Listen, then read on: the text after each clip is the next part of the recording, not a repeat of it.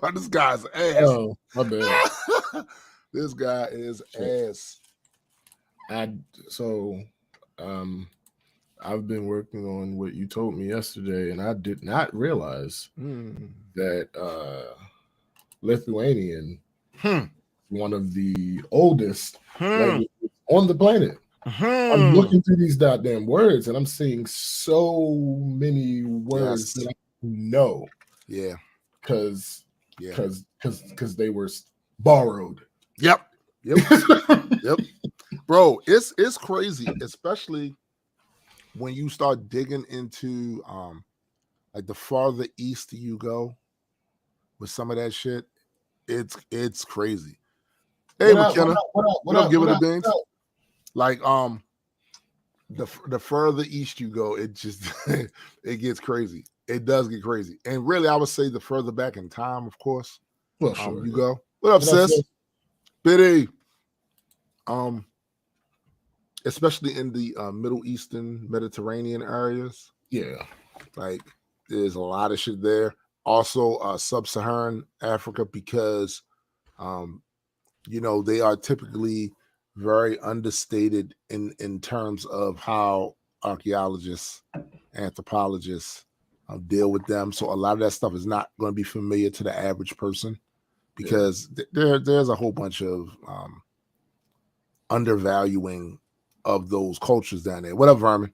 It's a bunch of undervaluing, and those are great places. But you going, my prediction is you're going to see at some point some of these smaller IPs that are utilizing some of the sub-Saharan stuff. One of them going to blow, and then another going to blow. You know what I'm saying? Because Black Panther has opened it's going to change. Black Panther opened the door for that, and when I saw those pictures from the Bashinga, that shit looked crazy. That shit looked ill. Yeah, super ill. All facts. Yo, I never knew this. Let me read this paragraph. The world may have more than 7,000 languages today, but they all started somewhere. If you look up the families of languages, you will see that they originated from ancient tongues whose names are not known to us. So it is fair that the spoken word has been around for a long time. Right. But that doesn't mean we cannot conduct a study of languages and get to understand them a bit better. If we begin to study ancient vernaculars and notice the changes they went through, we can develop an understanding of how human influence works on things. Did you know that Lithuanian forms a part of the group of Indo-European language, which gave birth to various modern languages like German, Italian, and English? Crazy, nigga, bro. Crazy. Okay, it's crazy, bro. And I now have my Adam. I love when we can talk about things that people don't know what a reference is. Seriously. They will. Oh, yeah. They will. Yeah. But nah, that's what's up. Yeah. My man, Vermin. Yeah, where you been at, Vermin? Man, all I know is y'all don't know what I was bugging off of too. Just when I created those 3 pictures. Yo, nigga. Fun, yo, hold up, yo. Because low key, I'm both happy, and mad as fuck at you for this happening. Like literally, Aaron Mother this morning commented on my post talking about, yo, this hard as shit. I need one. His mom's? Yeah, yo. I just gave you. I just put some more work in your lap. No, I already did it. Oh, damn. Damn. I already responded to it. Yo, what's crazy? See, this is the thing, bro. What's crazy about this whole AI art wave that's happening now is people really don't realize that it's a genie in a bottle. They don't realize it. She already put one up missing her profile. Yo, right now there are numerous people with the pictures that I made. No less than 7 of people that are connected to the 2 of us who have either these pictures as their profile picture or have just posted the picture. That's crazy. I made my mom asked me for some. I made her some last night. She posted what I'm last night. What up, Bowflex? What up, Bowflex?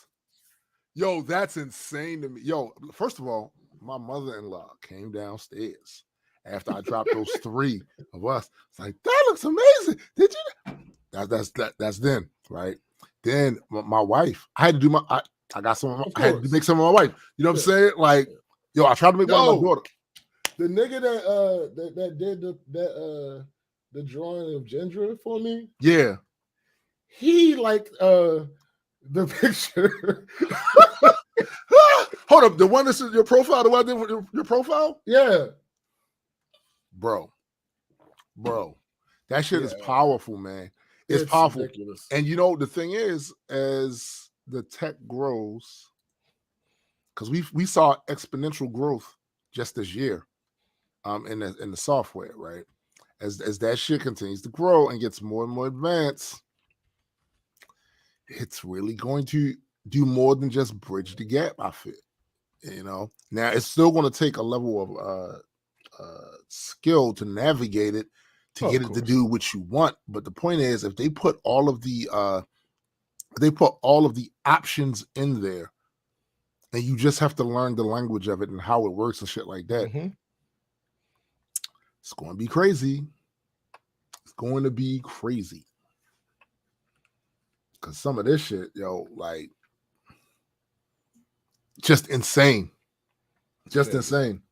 And when I'm about to, I had one, but I don't remember what I called it. I had a document with a bunch of prompts that I would use on a regular basis. The ones I see today work real good. Just go into Docs and search for something that you know that's inside of the document. Yeah. Hell yeah.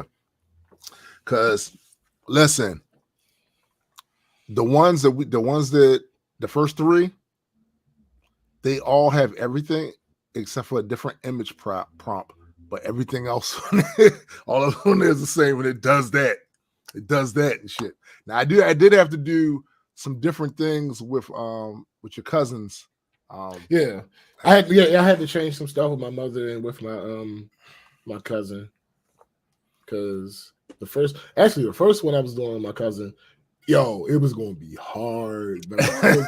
I could not get it right because I noticed Miss Journey has gotten better with black people. Yes, it has. And it's not gotten much better with light-skinned black people. Nope. It turns them white. Yep. Most of the time. Like I tried to do Kristen. Yo. What's up with the computer, my guy? It was taking forever to boot up, so I'm gonna just be on my phone until it boots up all the way.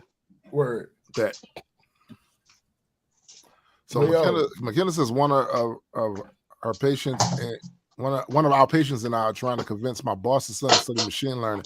Yo, that's the wave. That's the way, bro. I was literally, me and Marissa was talking about that the other day. Wait, did y'all just mention machine learning? Yes. Yeah. Now my ears are perked. This nigga. Yo, this nigga getting a class and now he's suddenly fucking he's Tony Stark now, right? I mean, can I flex that I'm learning? I mean, no, we focus on machine learning, not Addy learning. Yeah, not Addy. I mean, kind of, it could be kind of the same. Damn. I mean, similar. I mean, it's connected and shit. Yeah, it's definitely connected. Interwoven. You know what I'm saying? No, that's just the wave, and like I said, the technology don't go backwards. The shit always go forward. Thanks. Always go forward. Because even like in the audio engineering space, man, Marissa was talking about the strides they've made in that, as far as like just the mix and the mastering part is crazy. I know one thing; it's cut my work time in half, probably a little more than half. You know what's so funny? I was literally watching the podcast. I think it was when you had came back to the show too, and you was talking about the same thing. Yeah, bro, this shit's crazy, man. Yeah. No, it's absolutely revolutionary. It is. McKenna says, I say yes, Addy. College classes are hard. Flex on that shit. Thank you, McKenna. Yeah. Because boy, was I struggling. hey. If it ain't hard, it ain't worth it. Oh, that's true. That's facts. Yeah. All facts. It's reality. Yeah. Reality seeps in. Yeah. This is I'm probably gonna be fussing on this show. James, just so you know, my answer is chicken. Dang. No, I already saw it. I already reacted to it. That nature's perfect food. Listen, shut the fuck up, yo. Everything can't be nature's perfect food. I mean, for Tuma can. Shut up. No. Shut up. Yes. Everything can't be nature's perfect food. It really can. It really can. Look, I'm probably I'm deciding. There you go. He got his computer in there. I'm gonna do my best to restrain my more baser instincts on some of these discussions, so that I know I can get it out and people not be able to dismiss the shit I'm going to say based off that shit. But yo, I'm truly I don't know if I'm sick. gonna be helpful in that way. I know. But yo, I don't know if I'm going to succeed, right? But what I'm saying is, like, yo, some of you motherfuckers are absurd, right? Like beyond any other way to quantify anything. You are far beyond that. I'll say some and throw down a most. Yeah. Just to be fair, to piggyback off of your last statement, I do my best to ignore a plethora of the things that you say. Good. That's what I needed.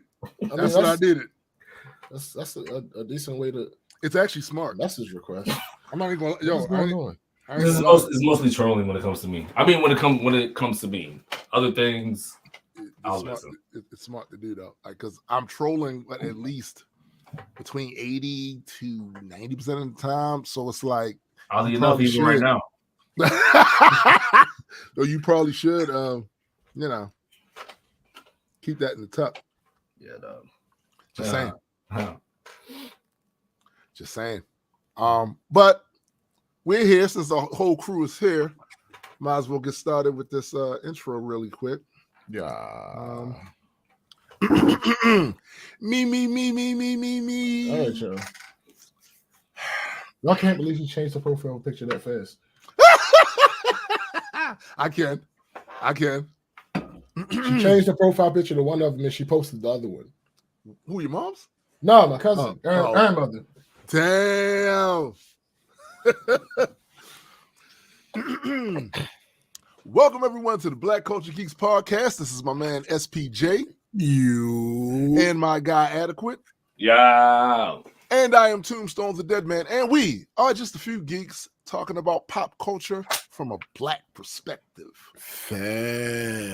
Facts indeed. Now, as I mentioned pre-show, probably gonna be doing some fussing today. Oh yeah, because you use this word probably. We would be well. I'm giving myself, some leeway here, right? Whatever, nigga. Look, we this show will be remiss. We cannot have a show called the Black Cosmic Geeks. That's right. That's what I'm saying. We hell yeah, McKenna. That's 8 people. Nice. That's 8. That's 8. We couldn't possibly run around here for the last 4 years now with a show like Black Culture Geeks and some of this shit not be addressed. It would be irresponsible. It would be absolutely irresponsible of us. And I don't want to disrespect y'all like that. I don't want to disrespect y'all like that. And some things overlap. They really do. Oh yeah. Which is one of the things we're going to talk about today. Yeah. Some things overlap. Like for people who think that something that's happening to somebody else over there won't affect you in the long run, you're bugging. You're bugging. You're bugging. You're bugging. Bugging. You're bugging out. Bugging. Yeah, You're bugging. you know, Mr. Anderson. How's it going, bro? What was that? Yeah, man, like things overlap, and sometimes you gotta take a stand about certain things on certain issues because enough is enough, and I'm not gonna take it anymore. Basically, Owen. Basically, you know what I'm saying? Man, Owen Hart over there. It is what it is with it, and if you don't take a stand when it happened to somebody else, you can't expect anybody to give a fuck when it happened to you. You're next. You're next. It's to quote my man Goldberg, since we on a wrestling tier. You're next. You know what I'm saying? So we're gonna address some things today, and it chances are it's not gonna be pretty. It's not gonna be pretty. Y'all know the deal by now. Yeah, but before we get into any of that, let's go over our weekend, our week. Eddie. Hey, what's up, Mr. guys? Machine Learning. Hello. It's funny. It's time for you to flex some of them college courses. Yeah. So about that, there's a lot of things going on. Remember when I was telling y'all about the whole GED thing? Yeah. That's the route I'm gonna have to go. So I'm gonna have to try to get my Minor setback. Yeah, I'm gonna have to try to get my GED before January.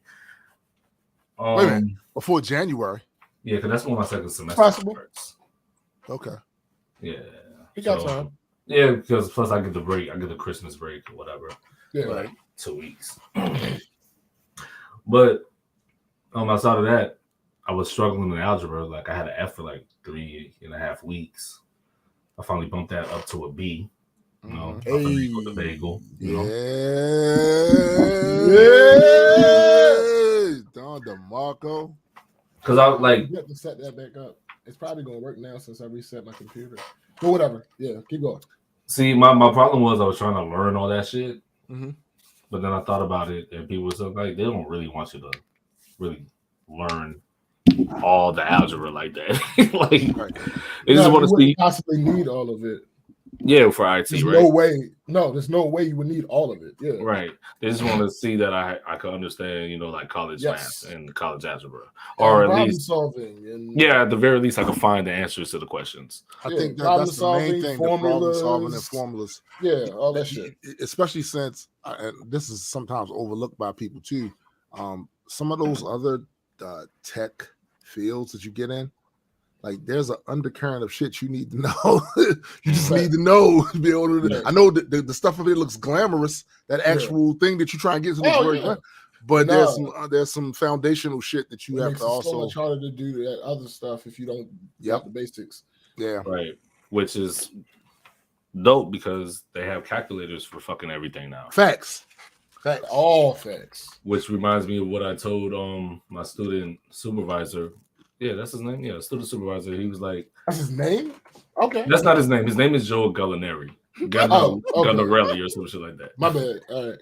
His position is a supervisor. Well, that's what we're gonna go with. Supervisor. Okay. All right. Supervisor Joe. So I remember I was telling him the way that I figured out how to do a bunch of things when it comes to computers and like potting or streaming. And I appreciate you giving me the credit. That's dope. That's what telling people. I mean, it did a lot of it did come from you guys. Like, just look this shit up and figure it out. You let them know that, right? You did tell them that, right? Oh, I didn't speak your name because your name. Why wouldn't you give us our credit? That's crazy. That's crazy. Hey, what type of shit is that? First off, he don't know y'all. It doesn't matter. That matter. Hey, but I ain't gonna lie though. I do think I have tuned for a few references. Of course you do. Yeah. that makes sense. That's right. I gave him my old. You know what I'm saying? That's good. No. James, you not so much. My bad, dog. It's cool. I'm low, bro. It's kind of whack though. But all right. I mean, I'll do better in the future though. See how niggas treat you.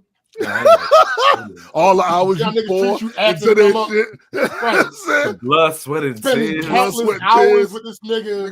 Saturday after Saturday trying to get his Studio One. Hey, but just understand, you're not overlooked. You just be forgotten because I have horrible memory. Sent this nigga a whole computer. Computer. Hey, chill. Yo, when people ask me how like all of the music that I've done since Addie sent me an audio interface, I give Addie credit for that. Like, yo, this, if I wouldn't be able to do that shit. I wouldn't be doing this shit here. Facts. You know what I'm saying? I'm talking about James and delving me out with the computer a few times on here, or even on my what up, Ryan? Even on my gaming stream. You know, of course. But I didn't That's think true. That's facts. That's facts. Gonna really 100%. That would be like useful. You know what I'm saying? But, yo, I mean, now I get why it would have been. Is he a human? Yeah, I don't think then you can still. I just think that he's just worried about making sure he gets his cut for getting people to sign up. I'm fucking with you. Ass. But yeah, that's that on that of school, so I'm past the school, and I'm just trying to stay focused on. That's why I haven't been able to pod because I promise we figured that. No, but I just want everybody else to know, like, I was trying. Told them that. But I did it fucked up though, because I was trying to learn everything. I was trying to start from scratch, and once I realized that wasn't working, I'm like, damn, bro, you're gonna have to finagle this shit. Yeah, it's not realistic. Yeah. So now I got a B in algebra. Particularly in something that you don't use every day, like algebra. It's not realistic to try it. Yeah. And once I figured that out, I was like, yo, just do how you do with other things. You know, when you learn it, you don't have to learn to just figure the shit out. You know. Yeah. Right. And now, and then shit with my job is cool and all. And I like it. And because I was actually paying 20% of my own tuition. So that's a plus. That's dope. I didn't think that I was going to be able to qualify for it because I'm on my final warning. And when you're on your final, like, you don't get bonuses and all this other shit. Can we hold up? Can we Tom Stone that shit for a second? Nigga, what did you do now? Why are you on No. warning, remember when I told y'all I had to, like, that was last. Yeah, it was this. But I thought you had points dropping off. No, my points were dropped, but I got a final warning because I caught another point because somebody badged me in to the building because I thought I left my badge at home, but it was. Yeah, I remember that. Yeah, that's how I got my final warning. Plus the point. Yo, I really don't like the final warning thing. That's really final. Yeah. That's literally if you step on a crack and break your mama's back, it's over. That's it. That's why, like, I try to tread lightly. Well, sure, nigga. Absolutely. I mean, yeah, my shit will be up in April or March. Either April or March. Okay. That's not too bad. That's doable. And plus, my points are off, so I have probably 4 at this juncture. So I'm cool. Okay. You know what I mean, and I don't make infractions like that. Like that infraction that I did, that was top tier. Like they mostly get niggas the fuck out of here for that. Right. Yeah. But they understood my situation about like, yo, I was in a situation where I'm just trying to make sure I get to work on time, and I panicked. So I owned everything. I said, yo, it was my fault. I should have did the right thing. I didn't even know that I could call security so they could let me in and all that. I didn't know that. I wasn't aware. But I was like, it would have never happened again, you know. And it hasn't happened because I keep my badge in my car, like I did the day that I thought I left it fucking on. That shit was tragic. But now they're changing our schedules again. Mm-hmm. Oh god. So they canceled second shift because second shift don't. You back to 410s? Nah, dog, not yet. We're doing 2 shifts that overlap, so it's 6 to 3, 6 to 4 and 8 to 5. I'm 8 to 5. I wanted 6 to 4 though, right? Because I'm used to waking up early in the morning anyway. So now I gotta readjust again. Yeah. When you say early in the morning, what is that? Like, what time is that? Like 5:30, 5ish. You know what I'm saying? 5:45.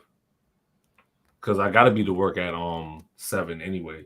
But before, when I was living at my sister's crib, I had to be there at 6. So I would be up like around, you know what I'm saying, like 4:30 and shit like that. But now it's like 5:50. Right. But since I'm used to that schedule waking up, because most of the jobs that I had since I've been here, I had to wake up around that time early as hell. I'm just like, shit, at least I get off earlier. And if I want to stay a little later to get some overtime, I'm down to do that also, because I also have to do school. So the 8 to 5 thing is like, damn. So I get off at 5. If I stay till 6, it's dark. And for some reason, like, it's different when the time changes. Like, when it's dark, you just feel tired. You don't want to do anything. So it might affect school, but I'm not going to let it. You know what I mean? I'm going to put all my feelings aside and just be like, do what you got to do. Yeah. But the reason why they're doing all this, because we're actually in jeopardy of losing our contract with Google. Mm-hmm. So they have these other sites that are working with Google data centers that are GXO affiliated. They're coming to help us like get our numbers right and all that. So we're we're headed in the right path. So that's why they're doing the schedule change, because second shift isn't helping. So they're just like, all right, all the shifts are going to be together, and weekend will still be working with us Thursday and Friday. Nice. So yeah, but hopefully everything goes well and I still have a job in January. I mean, yeah, that's the preferable outcome. Yeah, because I'm stuck between starting to look or just waiting it out, but I'm not sure. I'm not sure when they're going to tell us the news if the shoe actually drops. You know what I'm saying? Right. They waited this long, so ain't no telling. But yeah, that's pretty much it about what's been going on with me. There's more, but I'll tell y'all behind the scenes and shit. Word. That Ryan says second shift lead position open in Gettysburg, $70K a year, relocation package available. Said I've always wanted a GU member to join cargo with me. So, Virginia, Gettysburg, all right. Gettysburg's in Virginia. I didn't know that. I'm asking. Oh. 70K. Was that in Pennsylvania? Like that's what I was thinking. Yeah, could be. Yeah, but you know, you can find. Look, there's a Baltimore somewhere out in. There's a Baltimore in Ohio. Yeah, so there's a Miami in Ohio. It's in Pennsylvania. It's a Miami in Ohio. Absolutely. Yeah, it's a Pennsylvania. Yeah. Pennsylvania. Oh, I do have a grievance. My bad. Go ahead. G off. Hold up. It better be worth it. But go ahead, G off. It is worth it because I need to get this off. Okay. You know what I like? I like when you can get to the point when you can be honest about shit. Mm-hmm. Sure. You know, when people like talk their shit, but they talk it a little bit too much and to the wrong person and not to you, and then it gets back to you. Yeah. I think you might be talking to the wrong people. No, they're talking to the wrong person. Then they talk to me and they feel a certain way. I mean, sure. Yeah. But it's like my whole thing is like, you do know that I know things about you also. So wait a minute. The stuff that they're saying is slanderous. Is that it could potentially? It could be. You saying we got a problem? I mean, nah, because I know I'm a good worker. It has to do with job shit. Like, because this. Somebody said I was a slow picker, and I was like, well, because we got. Well, I was slow. I was. We got instruments. Issues. Oh no, I understand. I see that. I see all that in the background. All right. Going on. All right. Sure. Because put those away. Trying to make sure. Calm down. Put the teeth away. No, but to be fair to me, because of course I'm going to feel myself. It's just if you're going to compare me out of two other people and say I'm the slowest picker, and those other people have been there years longer than me, I don't feel like that's a fair assessment to me. You know what I'm saying? Like, yeah, I agree. I think the comparison is a bit off. It's like they have way more experience doing that shit. They probably got techniques you ain't even thought of yet. Exactly. How they do the flow they got. Right. So. And not only that, inventory be fucked up because they be like, the person that said it, they was like, oh, you're the only person that comes to us when something's missing or not in the right place. I'm like, I know we did a wall-to-wall. And we did the wall-to-wall, and the wall-to-wall was fucked up. We didn't even accomplish what we were trying to do. Right. It's not my fault that inventory don't got this shit straight. Yeah. I'm coming to you to solve the issue so we can get these orders out. So my thing is it that the other people are so used to the inventory being fucked up that they work around it so they don't ever go to the They probably just don't go to that person. Yeah. But I've seen them go to other people and you know what I'm saying? So right. I know what's going on. It's just you don't, because they don't come to you about it. Right. Have you punched anybody in the face? Oh no, I can't do that. First off, it's a woman. I don't hit women. Oh yeah, you can't do that. And second off, like I don't want to lose my job because I got bills and shit. So that's kind of important too. Yeah. It's a little, some validity. I apologize for my outburst. Yeah. So I'm stuck between a line of like being petty and just forgiving. Hold on, I'm sorry. Always be petty. Yeah, that's the first. Yeah, but I'm gonna do it. That's the multi-word another way, because my thing is like I know personal things about you that I could put on blast, but I'm not gonna do that because you ain't saying nothing personal about me. It's just it was all work related stuff. Yeah, it's just, but don't make it sound like I'm a bad worker because everybody knows that I'm a good worker. Like, I kind of feel like hold up, making you out to be a bad worker is personal. Well, no, we ain't got. That's how I feel though, too. But no, we ain't got to go there. Are they a bad worker? No, they're just not. Then wait, if they're not a bad worker, you don't have any other ammunition. You got to use what you got. I mean, I do. That's a good point. They're not a people person. I'm saying, what I'm saying to you is, since you can't use their work shit, you got to use something else. You got to use the personal shit. Oh no, I'm not gonna do that because that'll be messy. I know it's. You don't got no other ammunition. No, don't make me do that. You know what's really messy? Don't influence me. I'm trying to be a bigger person. What would be really messy? Them running around there spreading that you a bad worker and you lose a gig behind that shit. Right. Oh, then I'm sorry. That's really messy. That shit is crazy. I know where you work at. That's a fact. And I don't no way you can really get around that one. Yeah, and I don't need a badge to get on the premises of the parking lot. You know what I'm saying? Nah, but I ain't gonna do all that. I swear, you know how many times we motherfuckers was invited to the parking lot at jobs hours. Like, we can always go out in the parking lot, talk about it. Nah, I'm on some shit. They're gonna be like, "Oh, they got a problem. What we got to go outside for?" I'm just saying. We can box. Because I would like to retain my employment. Oh no, even in the parking lot, I would like to continue. You still on their property? No, we gotta get away from it. As long as the cameras don't see us. Oh no, they got cameras everywhere, dog. ain't no blind spots for Google data center related fucking materials, though. No. What you need is some very talented IT person to go in there and fuck with the camera so they on a continuous loop. Right? They can't see right. They can't really see what's currently happening. You know what I'm saying? Mind you, again, fellas, it's a woman, so I'm not doing that either. So. Oh, yeah, that's true. Well, the continuous loop to cut their tires. That's the tires, baby. But no, I'm not even going to say that. But yeah, that was just my little grievance. Like, I just deal with it just like, I'm still cool with the person. Because it ain't really that big a deal. It was just disappointing at the end of the day. Like, damn, why you talking shit about me? Like, if you feel that way, then say something. Like, no, he just said, if you feel some kind of way, say something. So, Bagheera just said something. I just put a Drake on Bagheera and he responded. That's funny. That's hilarious. That is ass. But that's where I You want to explain that for the people that don't understand what you just said? Because it's or you want to leave it as an inside joke? I mean, never mind. Whatever. Let's go. That was shit. My brain is on other shit. I need to mature. I want to. I'm really trying to. I mean, but you guys make it hard. Phrasing. Phrasing.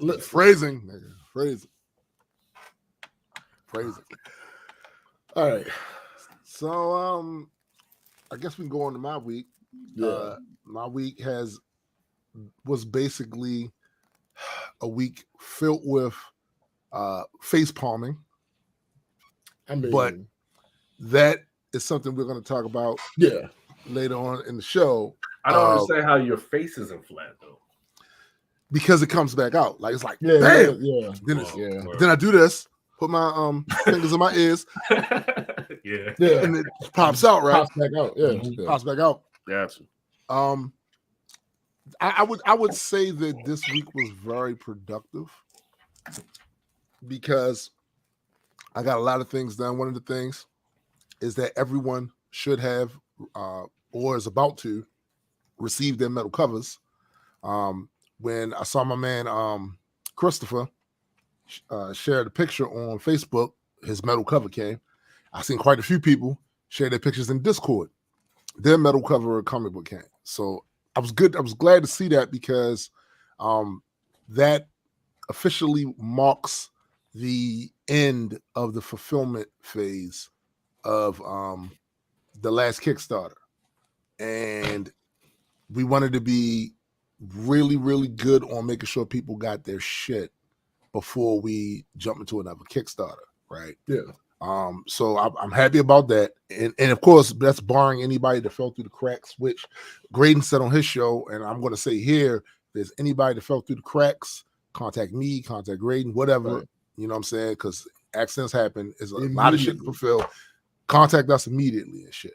Other than that, dope. I was thinking of ways to reinvigorate the Majestic Comics Patreon, working on shit like that. Also, they did the whole Spotify Wrapped thing this week. Yeah. And as I looked at my numbers, even despite the fact that I don't really promote that shit at all for real, like everything went up from the previous year. And I fussed at you sufficiently. Yes, that's the other thing. I was fussed at by SPJ about not doing that shit. But not only did he fuss, he also came up with a strategy. Right? I mean, you got to be helpful. You got to be, like, I can't really attack you if I'm not helping. Right. You know what I'm saying? Yeah. So I think that's dope. So in the upcoming year, there will be, of course, more promotion of the stuff that's on Spotify, as well as new music that's going to go up there from both the Multiverse Entertainment Camp as well as the Majestic Comics stuff, right? So that I'm looking forward to doing. It is difficult sometimes because I be switching gears.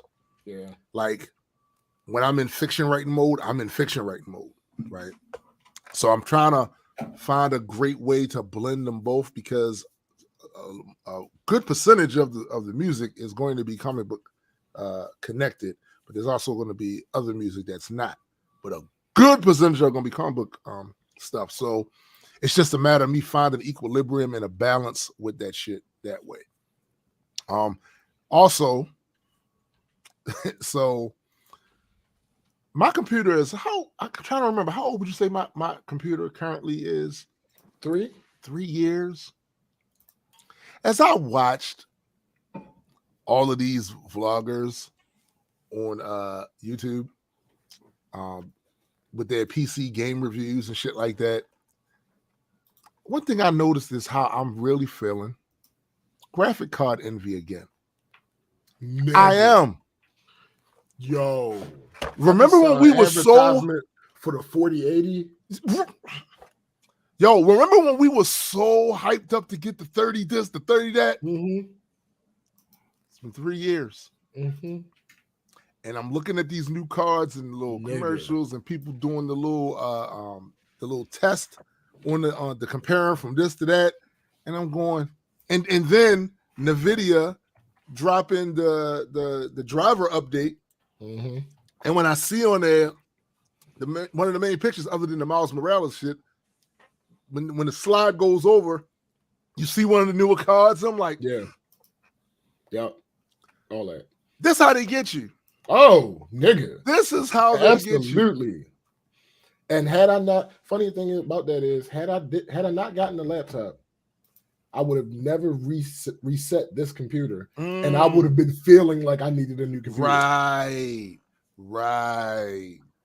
And where I'm at now is my logical side is saying to me, nigga, you don't need a new computer. Right. Your computer is not jacked up. Mm-mm.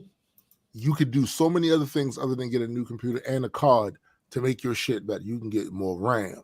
You know what I'm saying? Like you need more external hard drive space. You can go and do that. It's a lot of shit you can do to make your shit feel like, yeah, this still, look, games is playing swimmingly. Video editing happening swimmingly.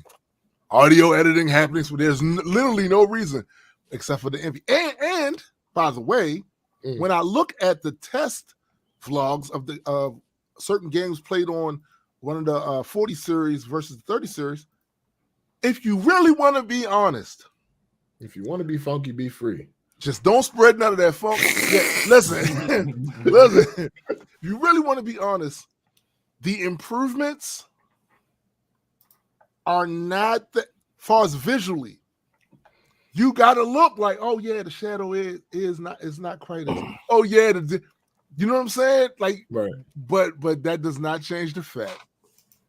It does not change the fact that every time I see one of the new cards, I'm like, damn, man, I remember when I was right there with the cutting edge of cards, and now I'm behind again and shit. Like I'm behind. Technology I'm seeing more facts. I'm seeing a napalm. You know what? That's a good that would be even greater than you know. But coming from you, it rings hollow because you would never be talking about swimming knowing that you hate bathing. See, it's one thing to hate water. You can hate water, but you still gotta drink it. I know people that will not drink. They like, yo, I hate water, but they know they gotta. You won't use it even for the bathing aspect. I think that's what he was saying. No, I'm not giving him that. He has to be clear. Well, no, yes, the words mean thing. Okay, right. That's the words mean thing. He took too long to get to the punch. But and look, as y'all can see, Napalm is back. I mean, they can't really see. He's been gone. You can see now. Now they can see. There we go. He's been gone for a little while. You know what I'm saying? He's been gone for a minute. Now he's back with the jump off. And yo, ain't this funny how this works? The week Napalm is on, Ogma is not. Oh wow. Yo, that's funny. I'm just saying, it's like they punching the time clock, the troll time clock. Yeah. But have you noticed though? Og comes on here to troll me.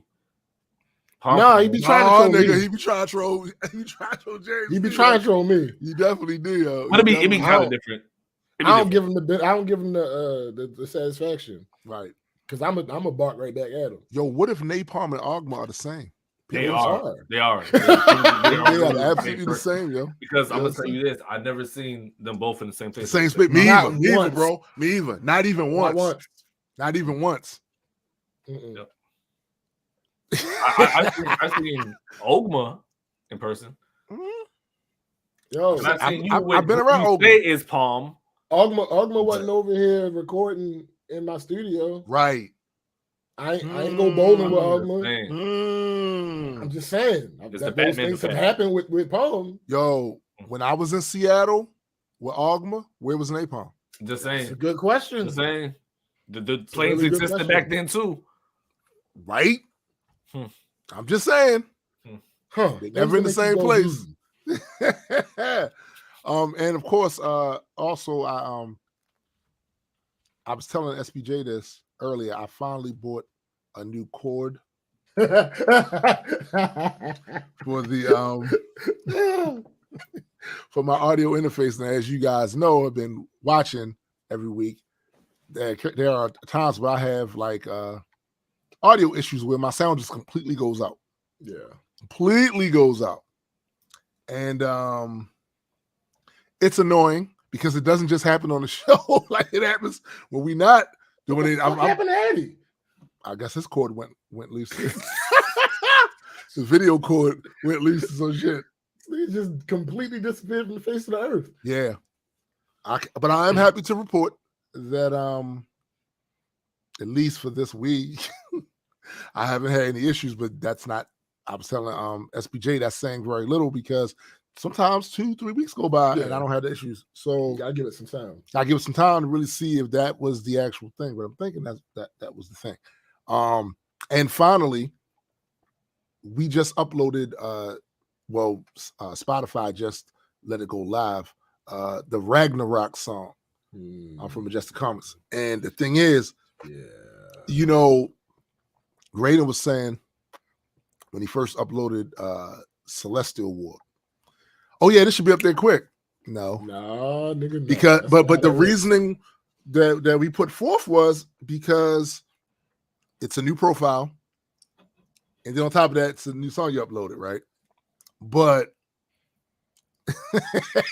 mind your business, there, Paul. He said the problem is it goes out at the wrong time, but it never goes out when you're smacking. Yo, that's funny. Mind your business. But yeah, right.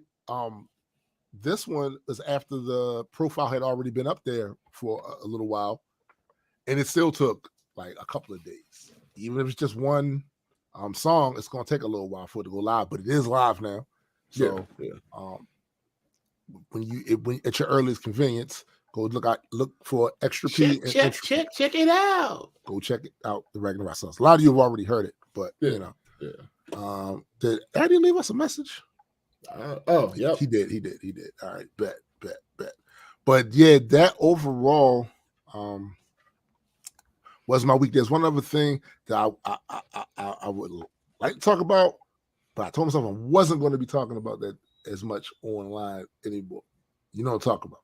I mean, you know what I'm talking about. No, we can touch on it just a little bit. Well, definitely got something in the works to take a relocation excursion next year. Yeah. Really looking forward to that. You know what I mean? But other than that, and I watched a video on it where one of the contacts I made down there was talking about the difference between living in a beach town versus living in the main city part. And I thought that was a dope ass video. So I've made connections at the place that I want to go at, so that we not just jumping down there in some shit blind and not have magnificent. Exactly. Magnificent. Exactly. Ain't nobody playing. And what we talk about later, on the show is one of the reasons why. I mean, yeah, because I can't with y'all no more. But anyway, that was my week. Yeah. All right. So let me see. You talked about music. So music, the rollout is starting. I'm writing and posting and doing all this other shit for these. We don't be promoting your TikTok as much as we need. That needs to be in the rotation of the promotion shit. That's absolutely true. It'll happen. That's funny, poem. So lead up to the next single. The single's coming out on my birthday, the 21st. Right.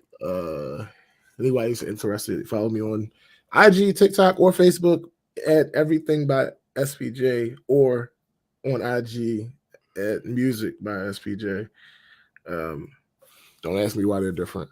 Excuse me. I have a question. Shut up. Also, speaking about the graphics card thing, one thing that you absolutely could do to upgrade your experience is upgrade your monitor. That would be significantly less. That is true. Than getting a new computer. I finally got my second mansion 4K. I hate you, nigga.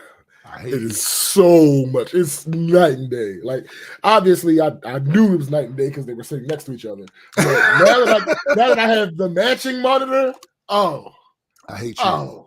It just makes working that much easier, because the issue of dragging something from a 4K screen to a 1080p screen and the size automatically changing because of the different resolution. I so annoying. That. Yeah, I bet. So annoying. Now I ain't got to deal with that. So that's amazing. What size is the screen? 24. See, 24. That's what I need. 2 24s. I know I can fit 2 24s on my desk. About this. Let me show. What do I gotta do? Go to Facebook, Messenger, and where was it? This one, and then open this in Chrome, and then I should be close to being in here. Where you at? And mute. No. You're not going by the UPS store. Are you going by the UPS store? Shoosh. Oh, my bad. Thank you, sweetie. I didn't realize I had 2 front-facing cameras. You have 2 front-facing cameras on that phone. Apparently, that's what it's saying to me. Yeah, you have 2. So yeah, I got the 2. I hate you. I hate you. It's a whole thing. It's a thing of beauty. Like, what? This is how villains are made. So got that taken care of. Easy Pass. These motherfuckers. Something's going on. I don't know why. I think they scamming people, and they realize that they're scamming people, so they try and be nice to make up for scamming people while still scamming people. Wow. Because there was this thing, some type of fee amnesty period that was supposed to end on November 30th. Right. And for like the week before, I got an email saying I had toll tickets. Why the fuck do I have toll tickets? I have an Easy Pass. Right. That makes no sense. So I go on there November 30th because my homegirl was also talking about this. So I went on there and realized that they extended the fucking deadline to December 14th. Partially because I believe they scamming people because there's no way I should have fucking tickets. And they realized that they're scamming people when they're trying to scam less. Right. But stand on the scam that they went through. And why the fuck the amnesty, the fees are ridiculous. I looked on, apparently I had like $150 worth of tickets. Right? $150. Stop. No, wait.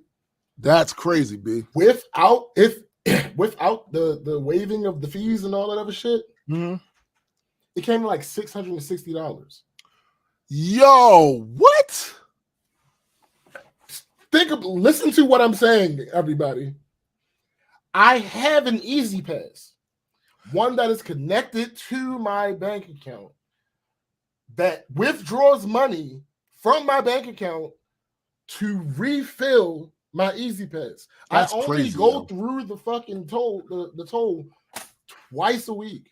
Yo, it's some scamming going on. Somehow, I've acquired $150 worth of tickets. B. No. And if I didn't go and pay it within that amnesty period, it would have been $660. Bro, that doesn't make any sense. Yo, you're not convincing me that's not state-run scamming, yo. Bruh. I'm not trying to hear that, yo. What? That makes zero sense.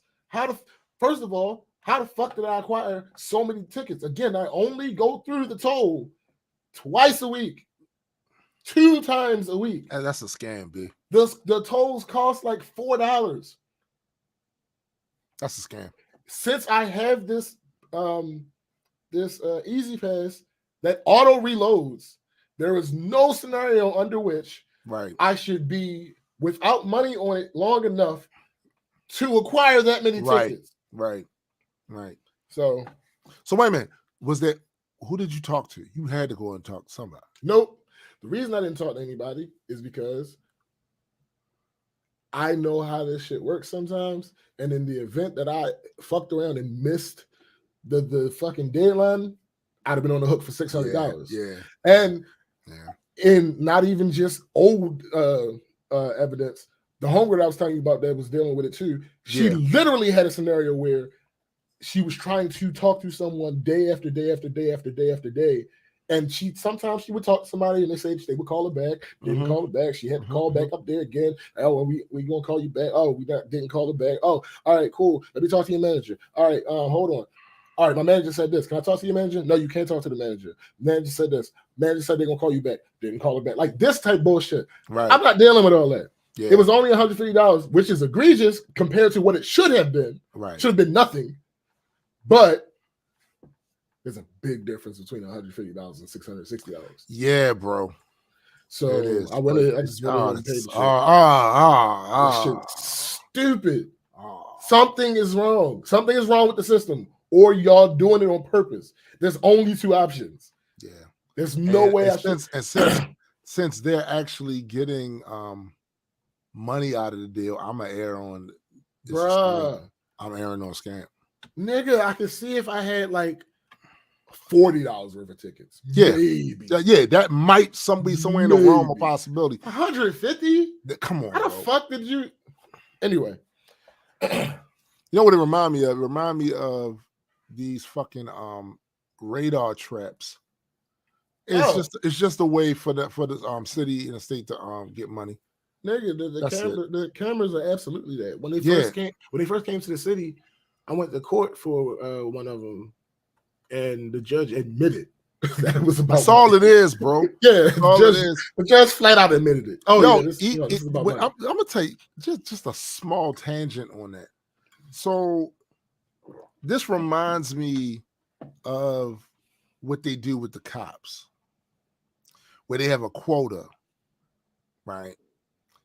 The quota is basically cops have to have a certain amount of arrests or give a certain amount of citations out during the course of any given whatever, right? Right.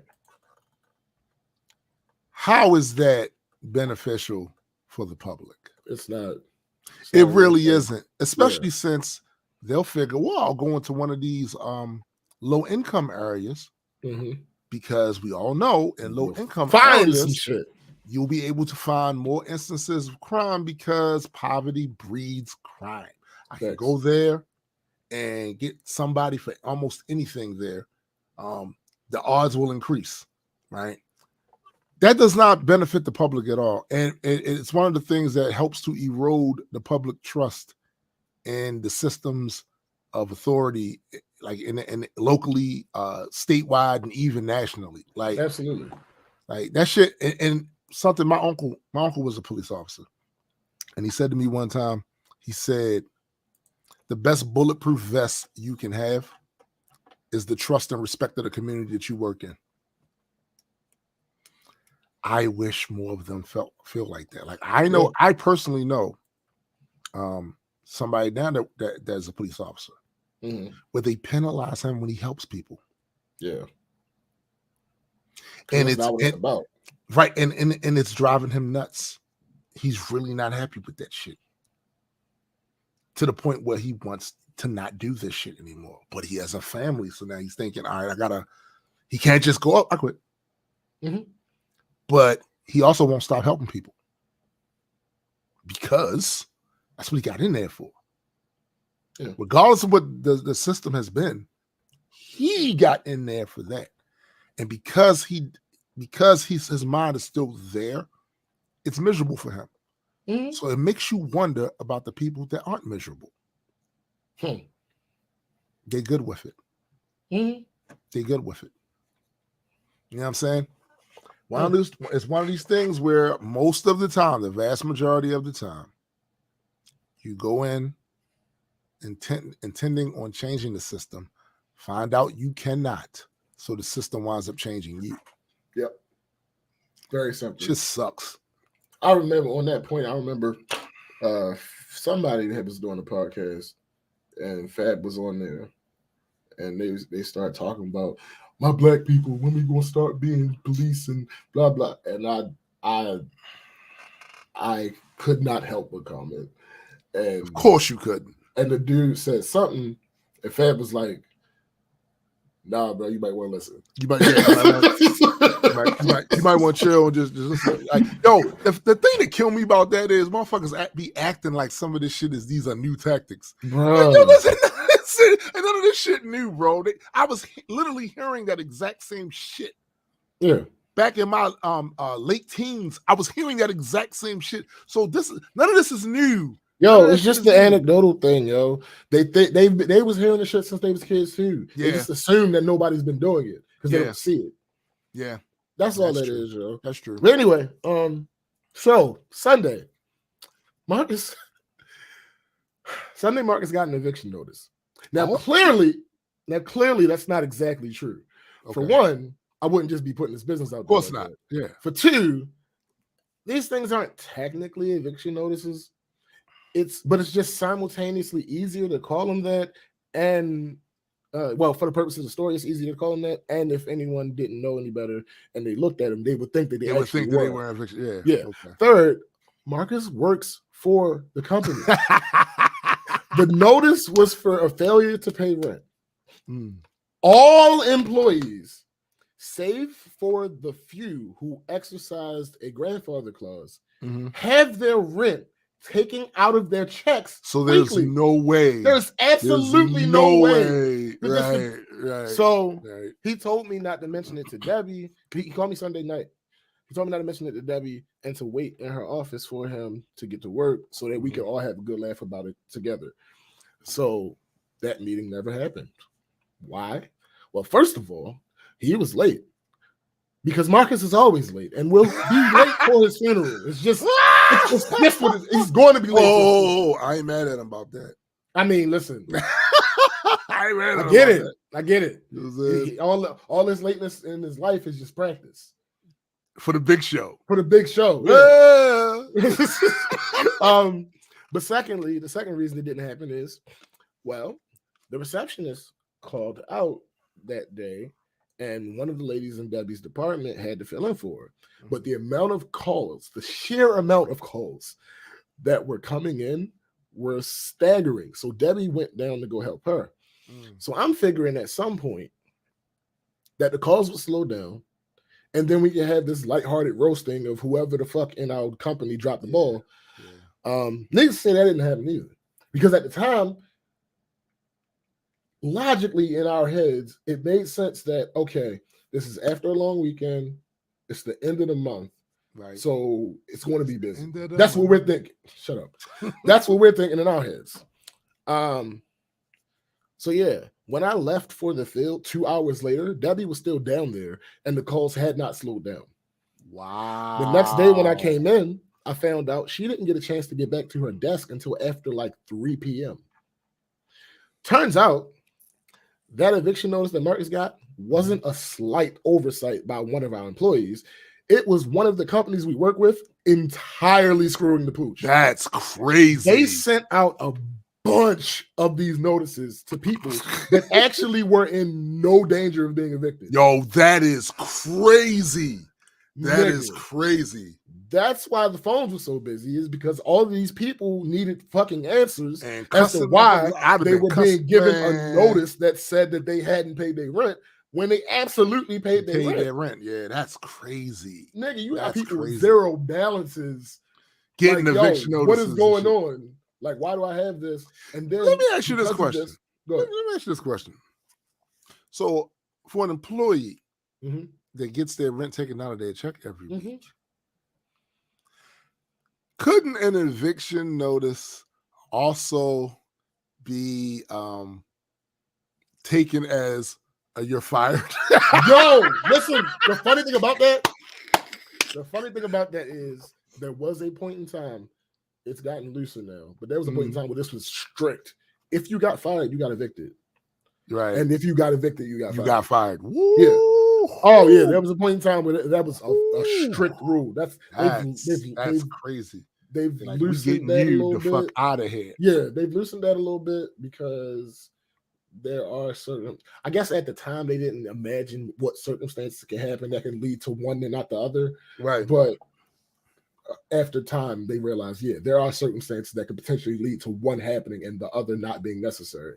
Yo. So, bro, that's crazy. Yeah, Paul said between the easy pass and this, tis the season. That's right. So,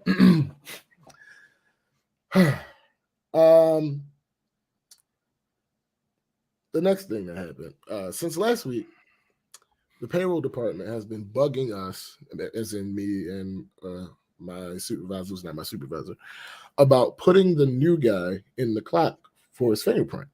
Yeah, it's the new guy. Now this is a stupid cycle that I wish would end. Assuming that everything goes right, right? Assuming that everything goes right, and assuming that it's the best case scenario of a new person being hired to work downtown in the office. This is what happens. New person gets hired. Within about a week, either the new person or someone from payroll comes to me and asks me to put the new person's fingerprints in. I go to put the new person's fingerprints in. It doesn't work. A week or so later, I ask them if they're ready to get their prints in the clock. This time it works. That is how this goes. About 90% of the time, in situations that are, again, best case scenario, with no hiccups. Right. But about 95% of the time, it's not best case scenario, and other things do go wrong. So the person might not be hired for downtown, in which case I have to hunt them down. I have a group of people I've been supposed to be putting in these clocks for going on 2 weeks now. Wow. Oftentimes scheduling is off. If I'm on vacation, because they try not to, and I don't either, but they try not to bother my supervisor, not my supervisor. She got so much other shit that she got to do. Right. They try not to bother her about this. So if I go on vacation, oftentimes it'll get delayed, or a myriad of other things that may occur. Right. So in this situation, they asked me last week Monday, not this past week, but the week before. And Wednesday is usually the day that I do them because I'm downtown all day. Payroll was nagging, so they got to my supervisor, who's not my supervisor. I ran into her she was going to do it. I ran into her and I tagged along because she asked me to come with her to make sure she did it right, because she don't do it that often. Right. We get to the clock, it doesn't work. On non-Wednesday days, if I actually have something pressing to do, there's absolutely no time for me to put somebody's fingerprints on, because I gotta leave. I gotta go to the field. So I didn't really get a chance to do it Friday.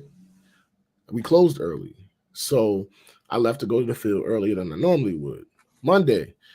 This Monday that just passed, payroll told us that they had given him the wrong employee number, and that's why I didn't work the time that we tried before.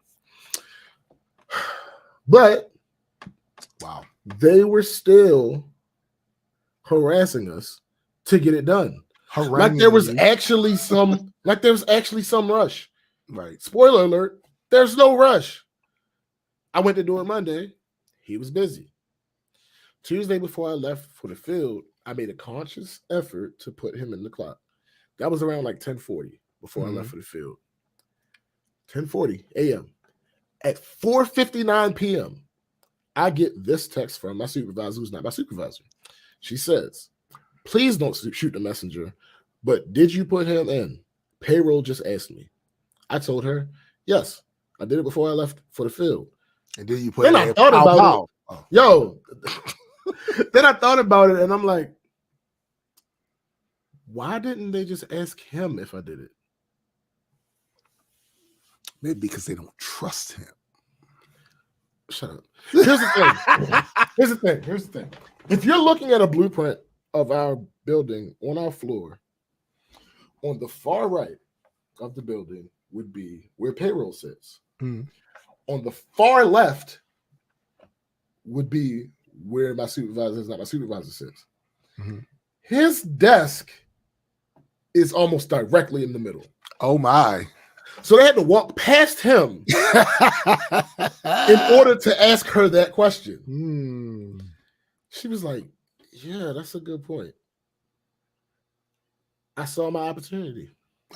See, we all get these little moments in life that come up when what happens next is directly controlled by how you respond. Yeah.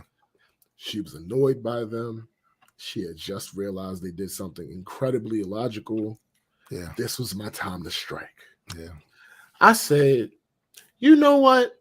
I still think it makes absolutely no sense that the only two people in the entire company that can put somebody's fingerprints in the damn clock is us. Maybe payroll should learn how to do it. She said, you know what? That's a good point. You are so ass. and she's now going to suggest it to our boss that payroll find out how to. Because, listen, for context, it's absolutely ridiculous that we are the only two responsible for this. Yeah. Like, actually, I think it's ridiculous that we have anything to do with it at all, to be honest. Right. In the beginning, when we first got the system, I get it, because nobody knew how to use it. Right. And our job as IT is to learn how to use the new machines. Yeah, but y'all shouldn't be the ones. We shouldn't still be doing this shit. That's a fact. But during the hiring process, someone has to deal with 1 to 2 of 4 people who is responsible for interviews and actually deciding to accept or deny somebody to hire. Then that person is in contact with 1 of 3 of the ladies in payroll. At one point, there was another person that was supposed to do this. I showed her how to do it and everything. She just never did it. She just simply never did it. What should actually happen, in my opinion, is that every manager should be able to put their own people in because you're their manager. Right. They report to you. You do their payroll. Right. You should be able to put whatever. Anyway, I like how you took advantage of the situation. Like because those moments right there are often overlooked and glossed over. The fact you're like, this is the perfect opportunity. Perfect time. Because if you hadn't have said that then, like he would have said that any other time. Yeah, there might have been yeah. But at this moment, this sometimes you got to take the opportunity when it presents itself. Because you'll be kicking yourself in your own ass later when you didn't do that shit for maybe 4 or 5 years. Not once have I complained about this before. Right. But this was the perfect moment. But in your head, you was like, oh, nigga, no. Oh, no. Come on now. Yeah. Nah. If anybody in the fucking building that happens to be able to read minds. Right. Right. Yo, Paul must be stopped. Yes, he must be, yo. So, all right. So next thing. One of the supervisors downtown called out of work from Monday to Thursday, like in advance. Apparently, she went to the doctor. The doctor told her not to go back to work until Thursday. Okay. So apparently, somebody needed something from her computer while she was gone. Now, I can't imagine a scenario where that would have included having to log on to her actual account, but apparently that's what happened. Whatever. So when she got back, she had a note saying that she needed to change her password. I was sitting in Debbie's office. Debbie calls me. She calls Debbie and asked if I happened to be in her office. She gets off the phone with her. Debbie says to me, hey, such and such needs help logging on. I'm like, okay, that's interesting. I go back there. Her account is locked. Not because of anything anyone else did. Because she told me that when I got back there, that was the first time that it said that her account was locked. Right. So either one of two annoying things happened. Either she forgot her password, which isn't what happened. But it's the only other possibility. Or, more hilariously, and what absolutely is headcanon, when she got the note that said you need to change your password, she tried to put in a new password at the normal login screen. Ma'am, you aren't logged in. How are you going to change your password? Right. Like you have to have access to your account in order to change your password. The only way you can get access to your account is to log in. Right. So instead of putting in her current password when it says username and password, she had made up a new password and was trying to put that in where it says username and password. And she did it 3 times. And that's the third time it got locked. Right. Leave me the fuck alone. Don't ever ask me for help again. Yeah. Like, what do we do? What? Why would you assume that you would just be able to put the password in right then and there? Right. Whatever. Anyway, nigga, this June trip is the most annoying trip. That's no voice. I'm still plugged in. Yo, you're ass for that reference, yo. You are ass for that. This June trip is the most annoying trip that I have nothing to do with planning. Wow, that I've ever had. Because people are coming to you? No. Nope.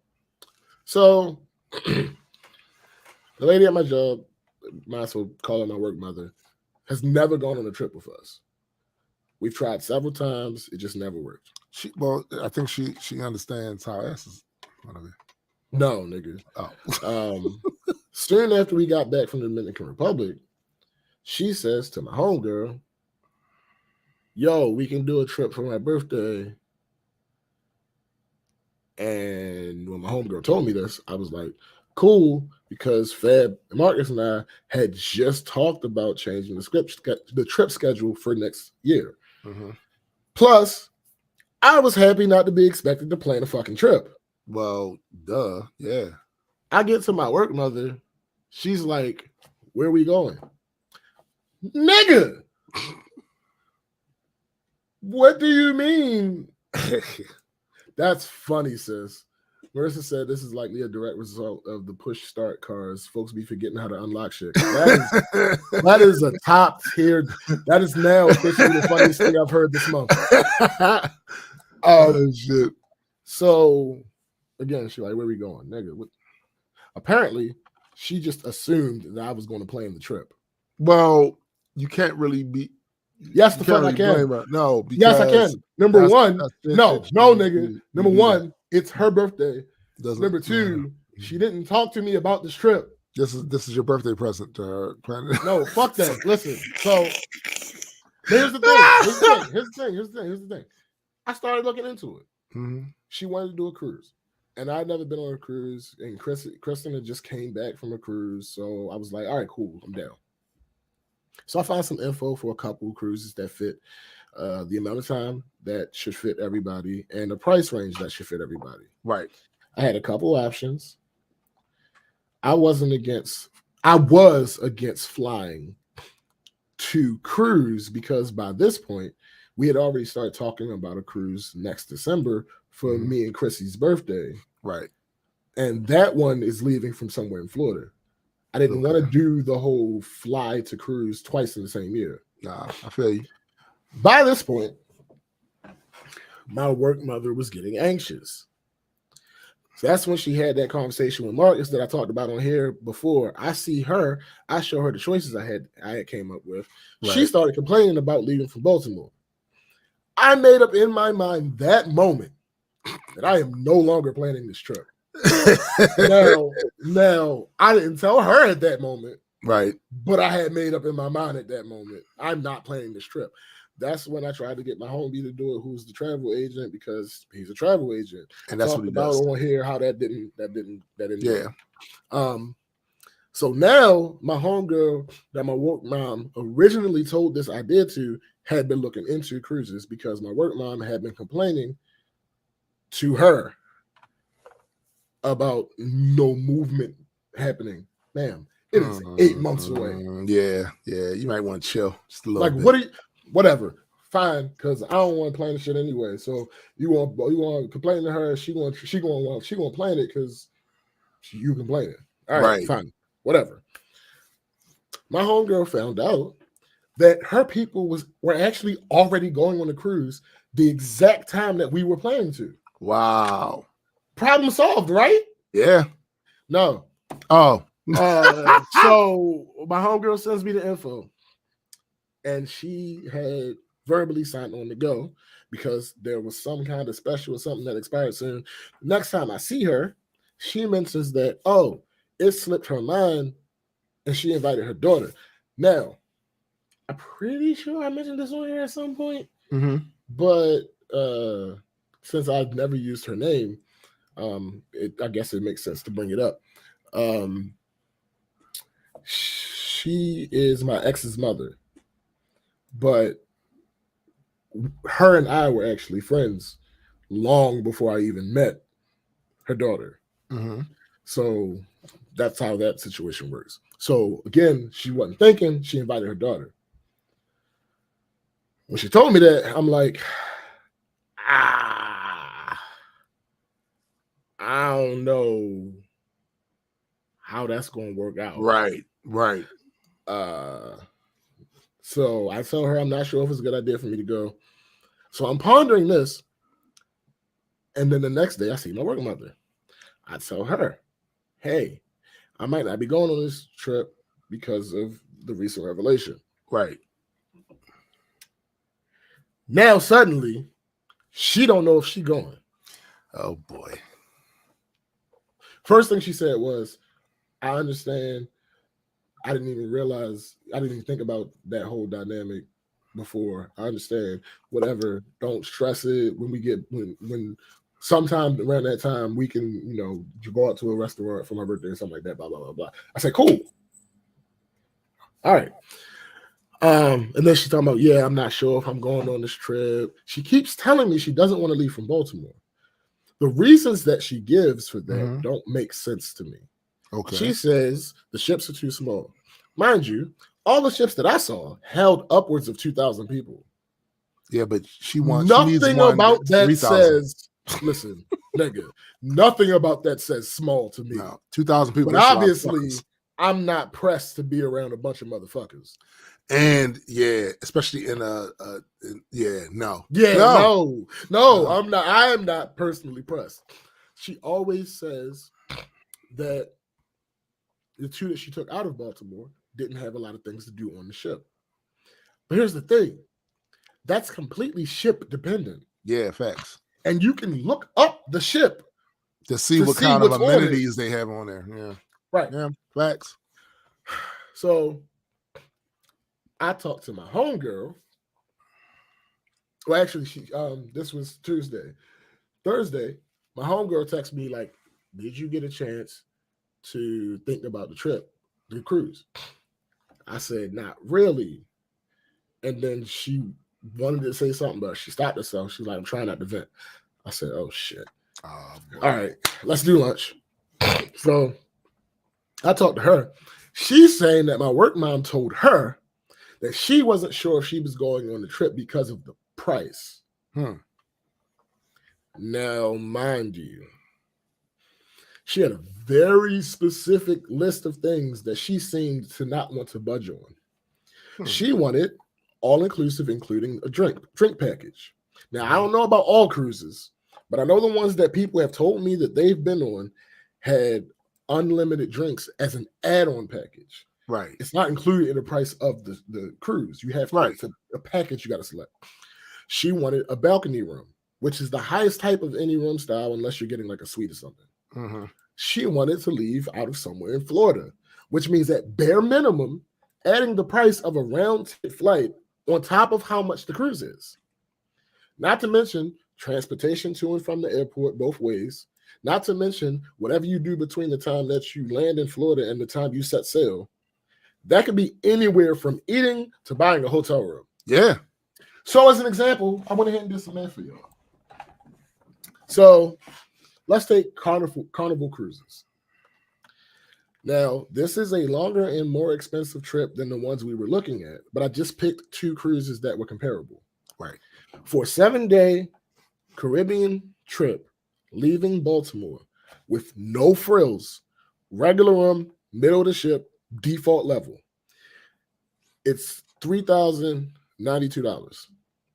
For the 7-day Caribbean leaving Miami, same options, it's $2,976.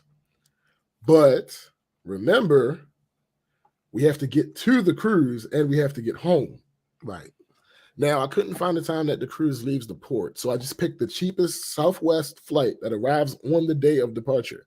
For coming home that particular day that the cruise ended, the cheapest flight leaves Miami at like 6 a.m. So it's fair to say you're not going to make that one. So I picked the next cheapest one that was reasonable time-wise. That round trip was $479. So you're looking at an out-of-pocket of $1,546 from Baltimore and $1,967 from Miami because the cruise prices were for double occupancy. Again, that's just the cruise itself. Right. The prices jump up to $2,285 for Baltimore and $2,733 for Miami when you include a balcony closest to the fun and the drink package, right? Which are all things that she said she wanted. Again, these are just the cruises and the best case scenario for Miami. Things that could raise the Miami price even higher if you don't book the flight 6 months out and the cheaper flights fill up, or if the prices just go up in general. Right. If you, or what time the ship boards, which can mean either having to find something to do to occupy your time or potentially having to fly in the day before and get a hotel to stay at. The ship coming back later in the schedule or no available flights after the ship is scheduled to return, which presents the same issues I just mentioned. Right. Man, You're lying to one of us. Yeah. Because the problem that you're telling me and the problem that you're telling her, if you solve one of them, it makes the other one worse. Yeah. Both cannot be true in this case. Yeah. So I've made a declaration. I told Marcus, I said, yo, if I ever talk about the word vacation and mention her name again, slap me. Because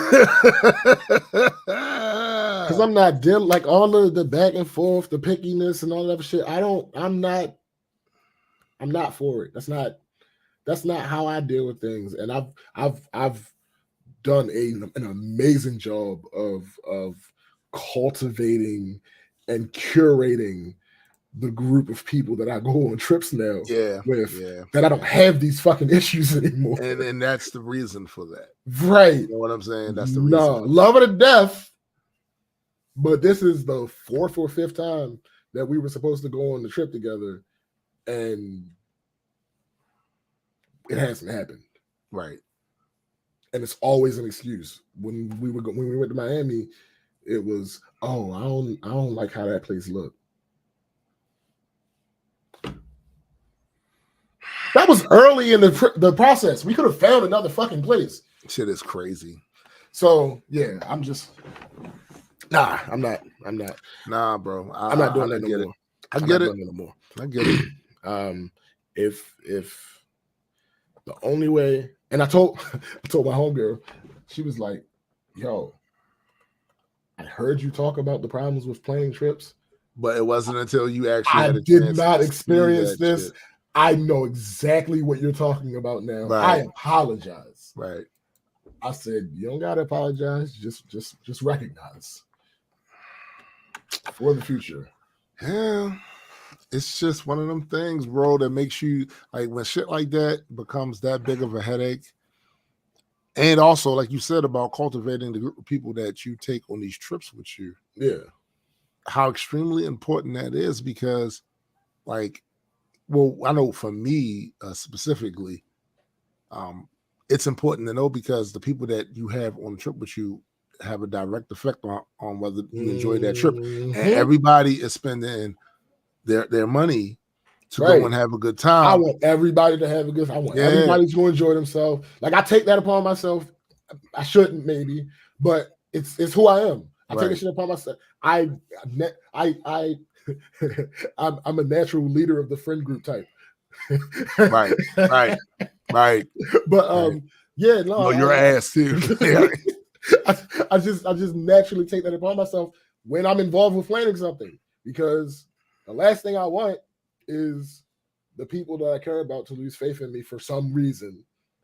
Like, oh, James brought us on this dumbass trip. No, nigga, no, we're not about to do that. And there's not a single trip that any of the regulars can say, oh, no, nigga, it was not. If you had a bad time, you had a bad time. You had a bad time. That's fine. McKenna says, my mom is somewhat like that. Meanwhile, when I do vacations, I literally stay at a nearby campground instead of a hotel. Hey. Listen, not far from where I live. Airbnbs. Yeah, I like that too. But not far from where I live is one of those type of campgrounds. Yeah. Where if you come into town and you're here to do some other stuff, rather than stay at a hotel, you stay at that campground. They got it's a dope ass facility. Matter of fact, I planned on back when I was still vlogging doing a video on it, because when I went up there and saw it, because I saw it on a map. I'm like, really? Mm-hmm. And it wasn't far, so I just went over there and looked at it. The shit was dope, yo. Like the campground area was fire. The way that the buildings looked, it was clean. All that shit was dope, yo. And that was not something that I had thought of as an option before. But yeah, that shit's dope. All right, so before I go back to this other comment, we gotta acknowledge these two. Jonathan, I just noticed Eddie Joint was not nice watching the screen. Smiley face. Discord. Holy shit, the stream just became 100% more adequate. What's good, y'all? What up? McKenna said Carnival has shuttles from airports to the cruise port. Are they free? Or are they included in the price of the cruise, or is that an option you have to select? Right. I'm interested in that because again, I'm this December cruise is happening. Right. Next year. That cruise is happening. That's for me and Kristen's birthday. That's right. happening. I don't. Whatever happens in June is whatever happens in June. But this December trip is happening. So Carnival may be the cruise line we choose. So I would love to hear that information, McKenna. And the last thing. So we ended up going to karaoke last night. Last minute, super last minute, was not the plan. Was your friends there? No, listen. No, those two fuckers. Actually, hold on. I don't know if he was there or not because it was really crowded. I have no idea if he was there. He didn't sing. I know that. He didn't sing. I didn't see him. Right. I was sitting up by the front. But what last night's karaoke showed me is, not even just showed me, but reminded me of is, there are certain things that I'm not going to be able to talk about on this goddamn podcast. and the way that last night's karaoke went, it makes me feel like a part of this goddamn Atlanta trip that's coming up in 2 weeks, I'm not going to be able to talk about on this podcast. Wow. So, yeah. But we did some not finalization because we still got a long way to go as far as agenda and whatnot. But we did some moving forward as far as planning for what we're actually gonna do. And nigga, I bought something that when you find out what it is, I hate you even. Oh my god, I hate them. Oh, I hate them already. I promise you, I hate them already. Yo, it is going to fucking. It's going to. Yeah. Napalm says that sounds like his Deep Creek trip in February. Which, of course, as you know, when Napalm gets there, it's going to be Shit Creek. That's funny. that's actually funny. He's going to be up Shit Creek. But yeah, yo, it's certain. I'm gonna have to tell y'all to after the show because nigga, and I know Eddie gonna be mad at me. Like, I'm never mad. Bullshit. You fussed at me about this before. I let the past be the past. Sure, yeah, that's what happens. You say that now. Yeah, right. You say that now, but when I tell you what happened last night, you will be like, yo, what is wrong with you? I have no more anger or smoke for the rest of the year. Okay. All right. Get back to me in January. We'll see. We'll see when I tell We'll see. When I tell you what the fuck we'll happened. See. No, Disco said a full VR rig. No, he ain't got the space for that. No, it is not a full VR rig, but it is something. Trying to think of a clue that I can give that won't completely give it away to you. It is something. It is something that we have been talking about wanting for a long time. And I finally pulled the trigger on it. I hate this nigga. A pistol. No, because okay, I get it. Squeeze the trigger. Yeah, I get it. It's a whole thing. No, nigga. Yo, that's funny. Paul said, Eddie, that's bullshit. Let's test that. Ready? Geese. Like I said.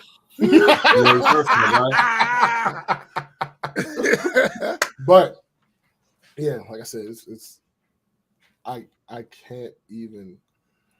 I'll say this about last night. It was we had fun. None of that bullshit that happens from time to time there with these random drunk motherfuckers. None of that happened. Fab is a bad influence. Fab is a bad influence. I can say that 100%. And tell me people more. Be wilding. People be wild. McKenna says about the shuttles, they are not free, but not much, $30 maybe, but they schedule it around people's flights and the number of people. But at least for my area, they do Orlando and Melbourne airports, so it opens up more options for flights. That is a good thing to know. However, in this situation for the Dream trip, that changes nothing because again, she complained about the price for the Baltimore. Yeah, so that and adding any money, adding $10. She's gonna cry, right? Because she's already complained about the goddamn price. She's gonna cry. But yeah, that's it. I think that's it. Yeah, that's it. Palm said my bro's evolving. Kudos. First off, thank you, but no, not until January. It's on pause. That's funny. So now we're at, I guess, the main part of the podcast. And for those of you that may have one empathetic/sympathetic bone in your body about Nazis and Hitler and all of that bullshit right there, this might be the time to check out. All right, well, I'm gonna fuck with y'all boys later. Stop playing with me. Stop playing with me, Eddie. I'm about to get my Erica Badu on. Right. Yo, you know I brought that up too, right? But anyway, okay. That's part of the larger. Let's not forget that. It's part of a larger conversation. But we are at that. So as most of you know, this past week, Yay, I think that's what they're referring to this guy as now. That's his legal name. Yay. Okay. Went on Alex Jones' show. Alex Jones, the beleaguered Alex Jones, who just went into court and lost a whole bunch of money. He's trying to do the whole bankruptcy thing now, but we saw that coming. That was going to be everybody knew that was coming. Wait, I thought he was already going through that like a few months back. Well, I just saw a new report about it. As far as him paying the people money, yes. Yeah. But the bankruptcy thing is relatively new. Yeah. But it was, let's be real, it was always in the plan. It was always, you knew it was in the mix. It was going to come, right? Mm-hmm. Yeah. Kanye went on Alex Jones' show and went on this tirade defending Nazis, Holocaust denialism. I think you put it a little lightly. Oh no, I don't even think I'm revving. Okay. Talking about how he loves Nazis, he loves specifically Hitler. Specifically claiming giving Hitler feats that he never did. Invented the highway, invented the microphone and the highway and all this shit. And he did all of this. And what came to black man mind, actually holds most of the patents to the body. Yes, as a matter of fact. But yeah.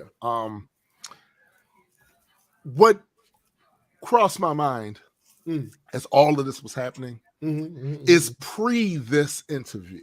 Yeah. Right?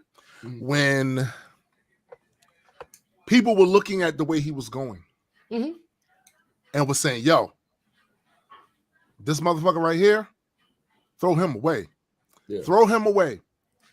There was a significant portion of the population, I'm going to speak specifically to my folks, significant portion of them running around here with excuses in their mouths for the shit he was saying. Based on the fact that you like beats he made, all right, you won't find a bigger Kanye fan, music fan, than this guy over here. And he threw him away. So there's no excuse. There's no excuse when I hear that, right? But it was being told. What, right? Eddie? No, because him doing that just fucked up everything for me. Because I was literally about to go listen to nothing. Damn, nothing is forever tomorrow. Nothing promised tomorrow. I just told you the name of it. That proof puts Tim's point. I was gonna listen to that. I was gonna listen to that song this week, and then he did this shit, and I was like, Here's the thing. I'm won't. going to say the same thing about him that I've said about Kelly. Robert. Robert. And I've always believed this. This isn't a retroactive. This isn't a retcon because of them being piece of shit humans. Same, Napalm. Same. If you, as an artist, once you put out the art, it's not yours anymore. Yeah. And the same way for both of these motherfuckers. If I have a piece of art of yours that I don't have to currently pay for, right? Yeah, I'm still because you're not taking that. But that's the thing. That this is like it's an extra step because now I have Spotify, but fuck that. I'm gonna just YouTube, if anything. Yeah, that's what I'm saying. Then it's to click as long as you're not paying him. No, but I'm saying, but I don't even want to have to go through all that. You know what I'm saying? I get it. I'm gonna tell you, man. Like for me, there's always a line. What I did this week after that bullshit is refresh myself with the atrocities. Oh, I thought you meant you of the. Well, no, I'm never doing that. He hit the power button, right? Yeah, a couple seconds, and then I had to turn it off, turn it back on, right? Yeah. So like, I had to refresh myself again on the atrocities that happened during them times. Mm-hmm.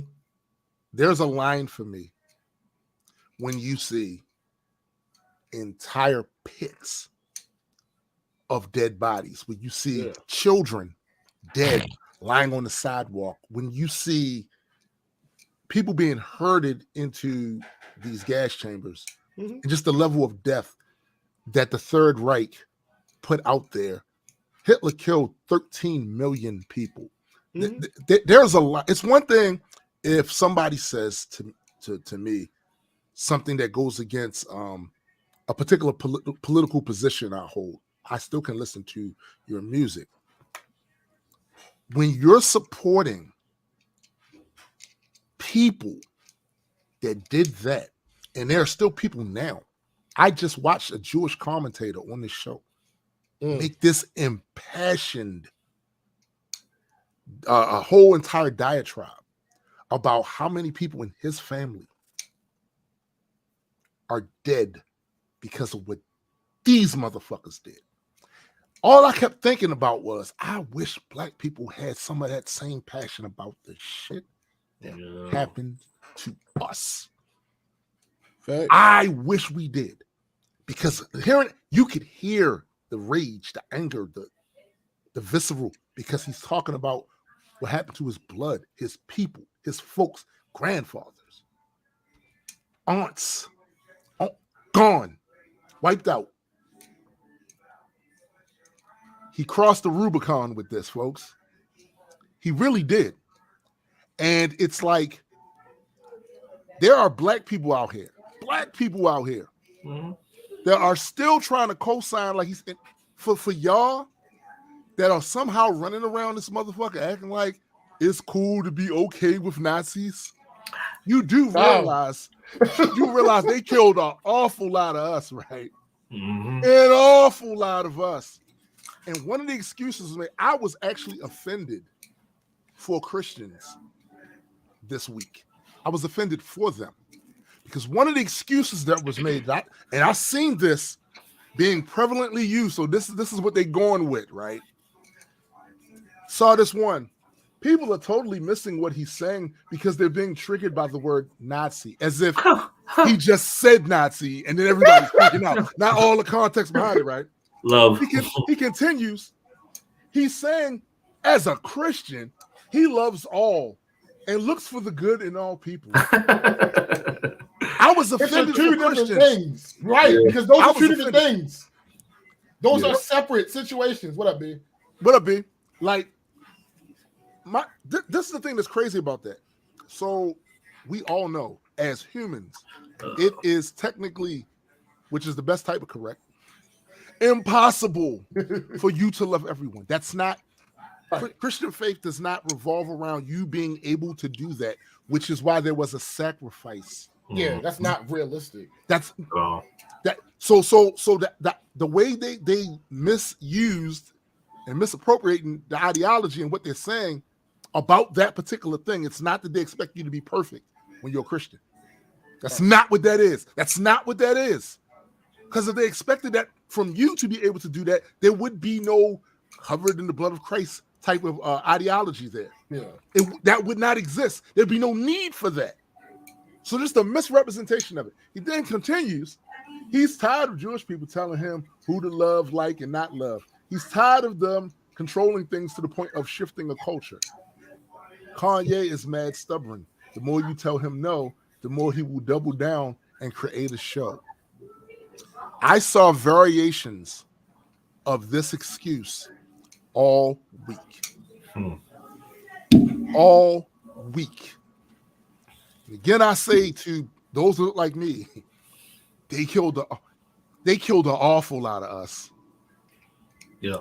Decades before Hitler, Germany was going into Africa, fucking people up, causing entire starvation type things going on. We have pictures of this shit in the Cameroon area, which a lot of my bloodline comes from the Cameroon area, Nambia, quite a few other places.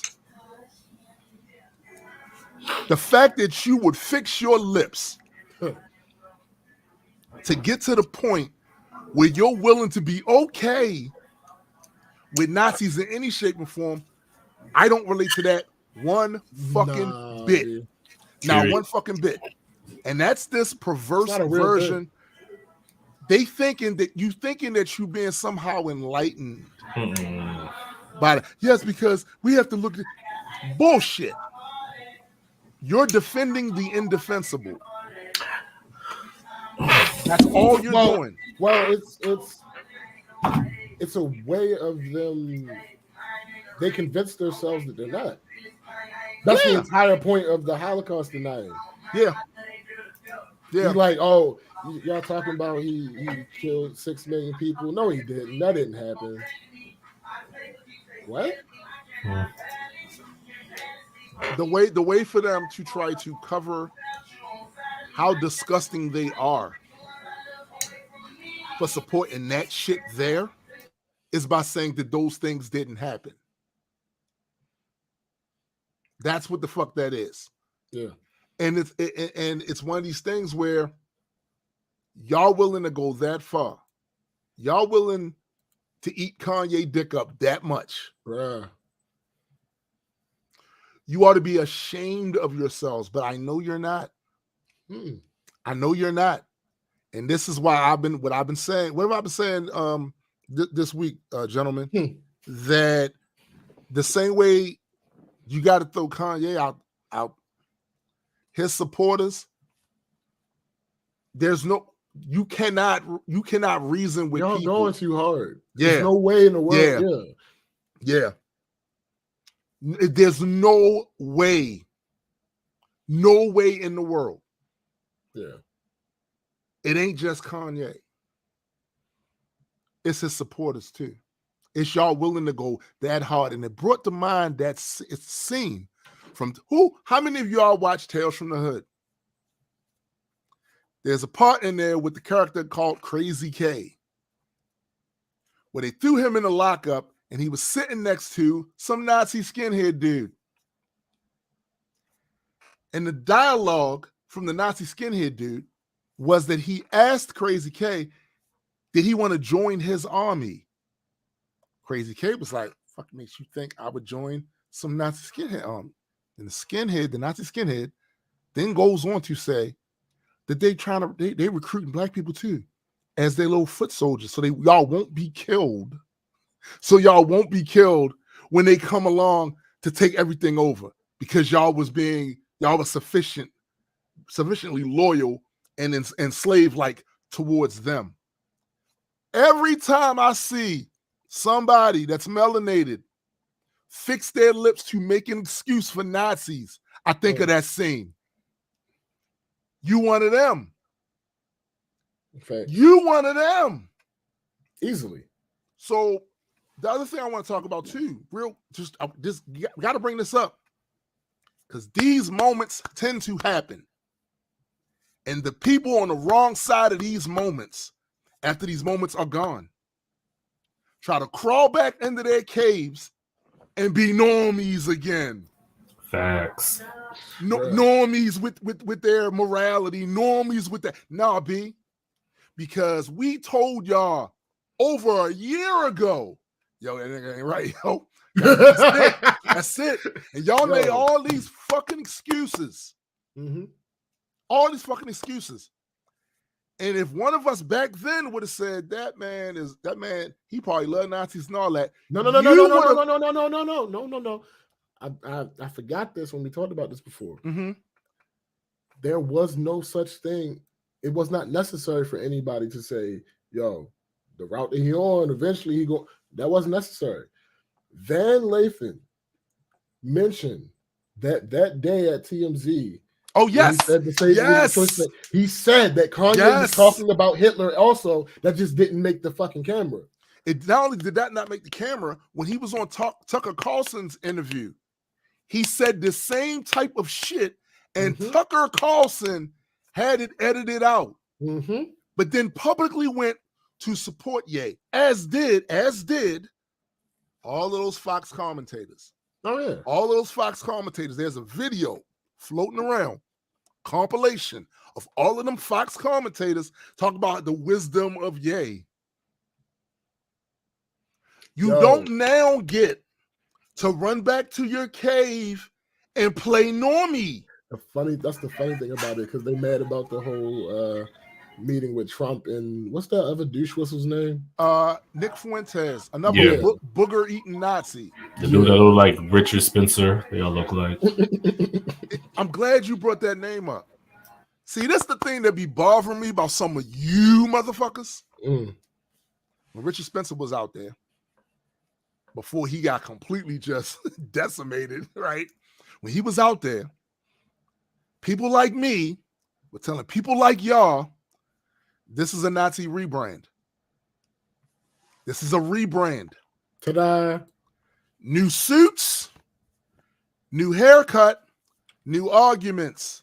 And a lot of those arguments are steeped in with the results they want to happen, to bring them closer to the quote-unquote moderate and bring that shit into mainstream.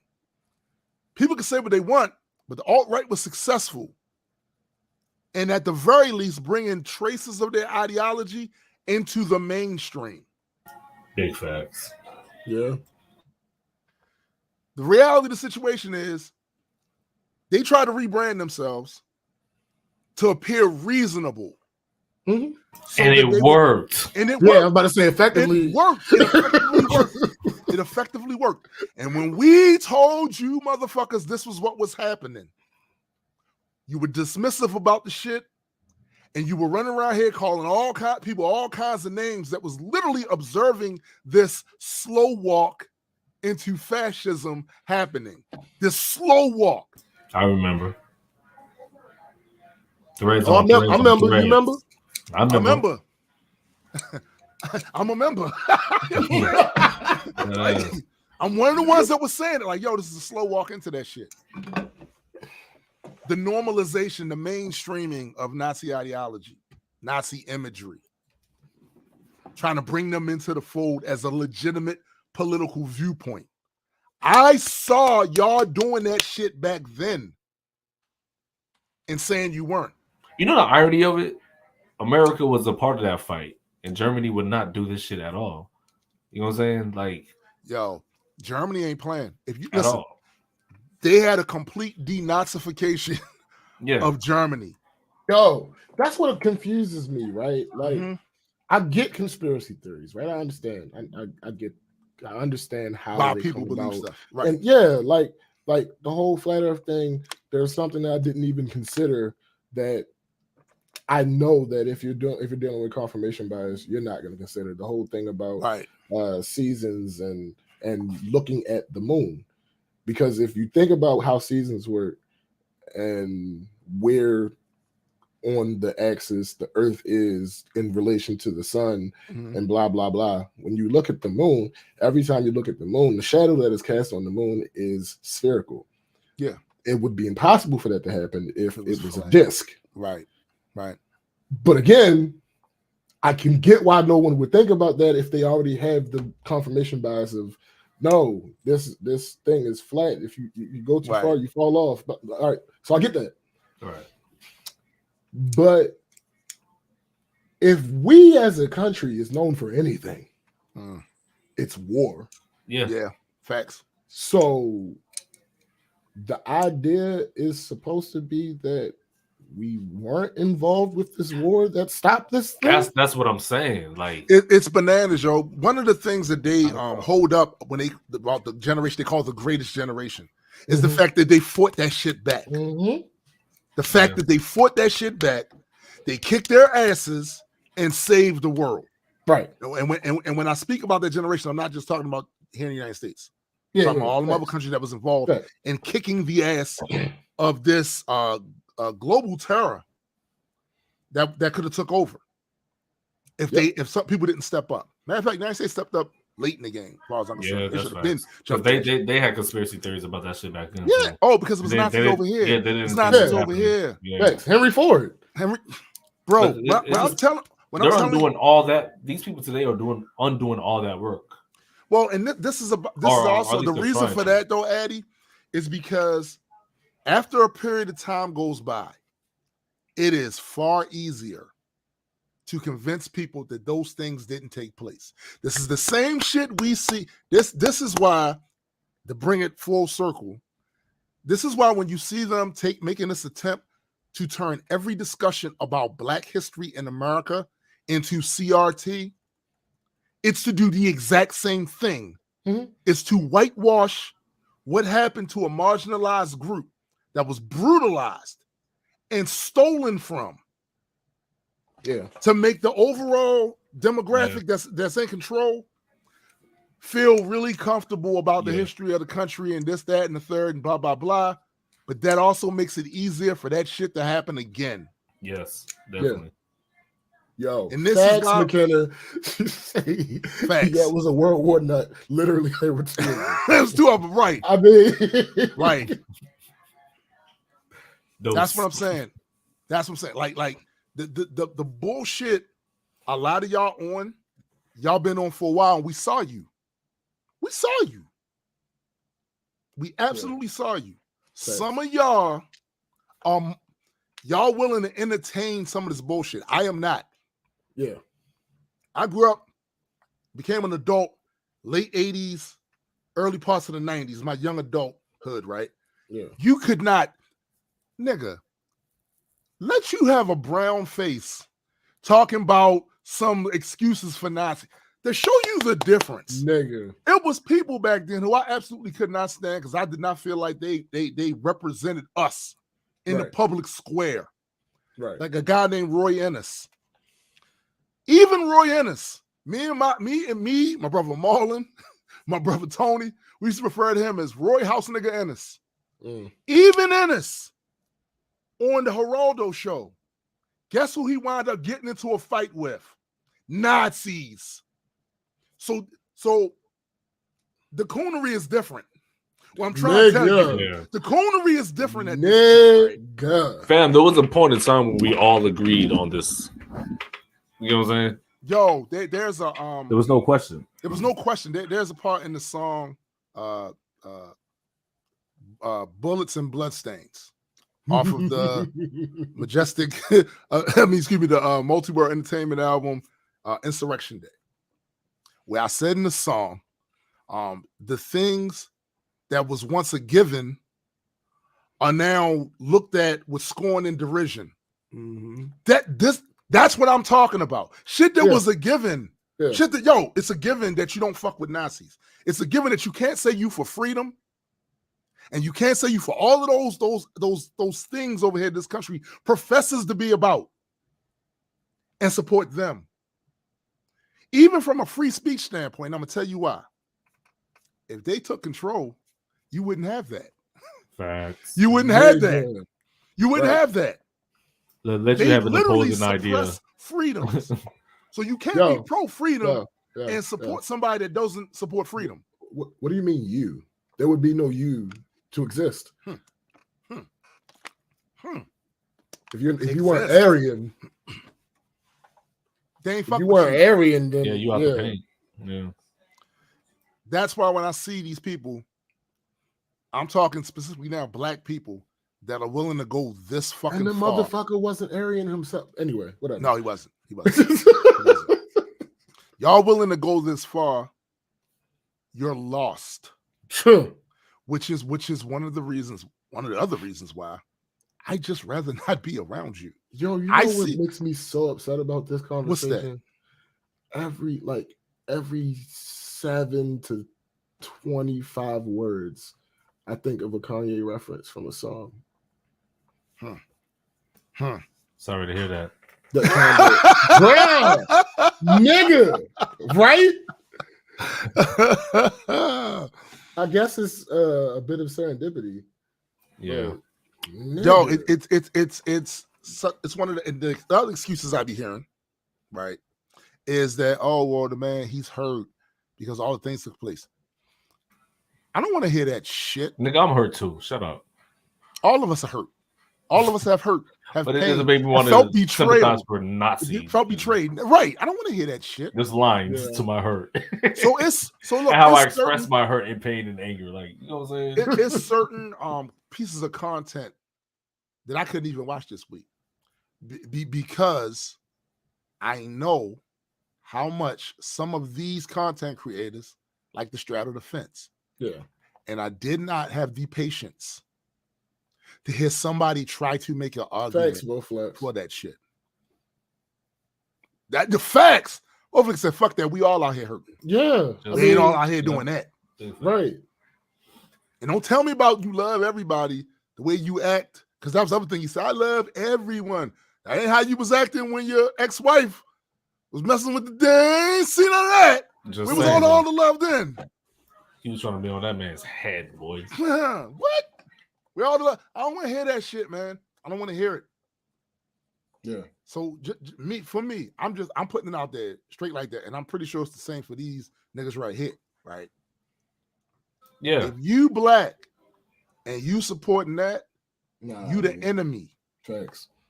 If you think it's cool what the Nazi Third Reich did to Jewish people and the other 13 million other people that they killed, you think that shit's cool? They did not just kill Jews. Right. No, it was blacks. You think that's Gypsies, cool? All that. You are the enemy. And I'm going to do to you what I do to one of them. Yo, facts, Paul. I saw that shit. Yo, because since I can't remember what the last thing was that happened, it was probably the White Lives Matter shirt. Right. When that happened, that was probably around the time when I started telling y'all to like ignore this motherfucker. Right. So I'm not really up to date on all the shit that he's done. Right. I only know about the Alex Jones thing because that was literally unmissable. And then on Twitter, I saw the Chris Paul thing.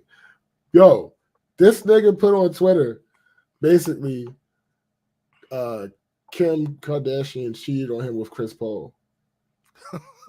Now, yo, whether that's true or not, it's a little wild to be bringing it up now. It is, yo. Yeah. I want to address something Discord saying. Discord said I did read a very troubling article about sleazy personal trainer. Yo, that guy is an asshole. That trainer, I read things about him before the whole Kanye thing. He one of them type dudes. He one of them type dudes. He's an asshole. Yeah. But imagine the fact that Kanye lumped him in because he happened to be Jewish with that shit. Yeah. Just imagine. He got his Twitter. Oh, I kind of want to talk about that too, but I want to give my guys a chance to get their shit off. That's funny as fuck. That's funny as fuck.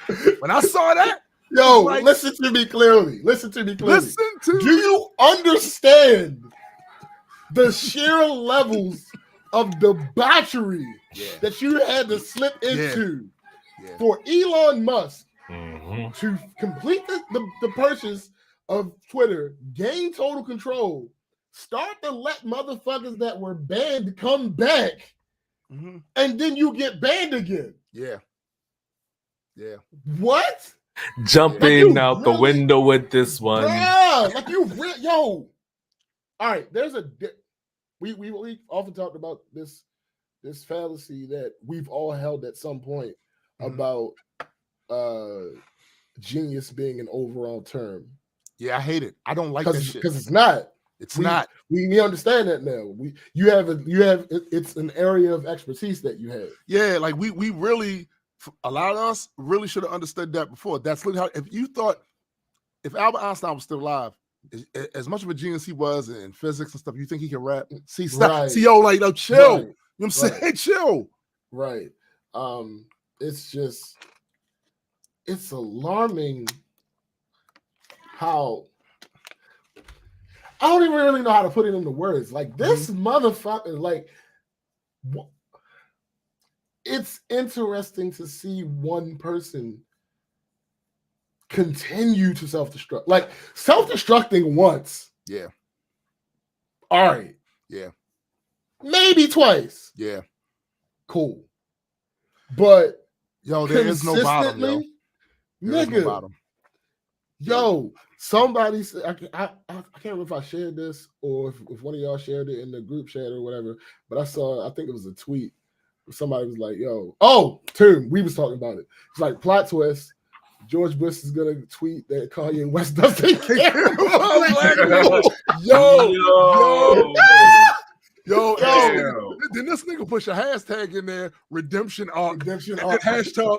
Not really. Not really. Yo. The shit is both. It's both hilarious and disgusting at what we're seeing taking place. Like, nigga. Yeah. What? Like you can't make there was this a shit photo up. of Elon and Kanye that's going around not aging well. That is one thing this community has helped me with is aging well. Here's the thing. I hate to say this, but particularly in the political area, I want to make sure this doesn't come off as a defense of either Elon or Kanye. But in the political area, you're going to be taking pictures with people that you don't necessarily. Yo, that absolutely happens. That I think what's hurting Elon is not just those pictures, but then your verbal support of him and his he has to overcorrect recently. He has to overcorrect now. Yeah, like you can't allow him to now stay on Twitter. Like, right. You can't. Yeah. And again, some would say, and I'd be one of those, the enabling. Oh, absolutely. When one of Elon's biggest tactics was to scream this free speech absolutist bullshit, right? The top of his lungs, acting as if there aren't limits on that. Like there's literal limits on all of that shit. Yeah. Literal limits on all of that. But to float this narrative that there actually isn't, and if you don't let somebody do everything, then you're going against the Constitution. That shows a remarkable. Oh boy, did he learn this? No, I don't think it does. Hear me out. I don't believe none of these motherfuckers. It's similar to what you say. I believe that most of these figureheads are actually closer to being centrist on all of the matters that they talk about in general. Not all of them, of course, but in general, because if you notice, particularly with Elon, every single thing that he's done since he took control of Twitter, hammer, walk it back. Walk it back. Hammer, walk it back. Do you think the reason free speech, everybody can say everything? Then, all right, well, once he saw what was happening, he got behind the wall, yo. All right, like, all y'all fired. Hey, half of y'all, can y'all come back, please? Yeah. Hey, we're allowing people to pay for their verifications. All right, hold on, we're gonna stop this and we're going every single thing. But and yes, couldn't that also be chopped part of up that is because he's stupid. Yeah, I was about to say. Absolutely. Yeah. No. Again, let me be clear. A part of that is he don't know what the fuck he's doing. Right. Because he fired the people who would advise him on this. Right. But also, I'm not sure he's as strong on these things as he is portraying to be. I think, just like a bunch of politicians and shit like that, he knows that the base feels that way. And to me, that makes him actually worse than it's the so base. Much worse. Yes. Like that makes him worse than the base. So Anybody who knows, because here's the thing, you can make the argument that there's a segment of the base that truly believes they're doing the right thing. As fucked up as that sound. Oh, yeah, absolutely. Nobody's in their own story. Right. But if you are a person who knows that's the wrong thing and says, I'm going to use the wrong thing for my benefit, you're horrible. You're horrible. It doesn't make you look better. It doesn't, none of that, because you're self-serving and you're willing to set fire to an entire society to do. You're terrible. You're horrible. And the fact that before he got behind the wall, he did what a lot of us did. We don't know nothing about the profession. We don't know nothing about the thing they doing, the things they got to deal with. We only deal with it from one side of it. And we go, they need to do this. They need to do that. How come they're not doing this? How come they're not doing that? And then the moment we get behind the wall, we go, oh, that's why they wasn't doing that. That's why they wasn't doing this. That's why they, damn. Yeah, because it's about, one, it's about advertisers. We not going to sit there and act like the internet is not all about ads. Nigga. It's all about ads. Companies do not want to connect themselves to a fucking train wreck. Yeah. They're not going to do it.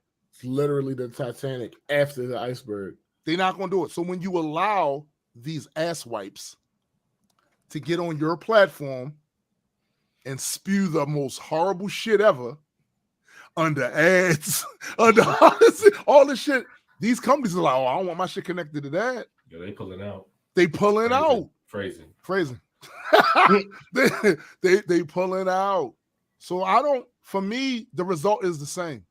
If a motherfucker doesn't really believe this shit, but is using that shit for his own benefit and could care less about the effects it's having about, you're just as bad as the evil sons of bitches that's out this motherfucker doing that shit because they think the right thing to do is to slaughter all these people. The right thing to do is to disenfranchise this group of people. That's the right thing to do.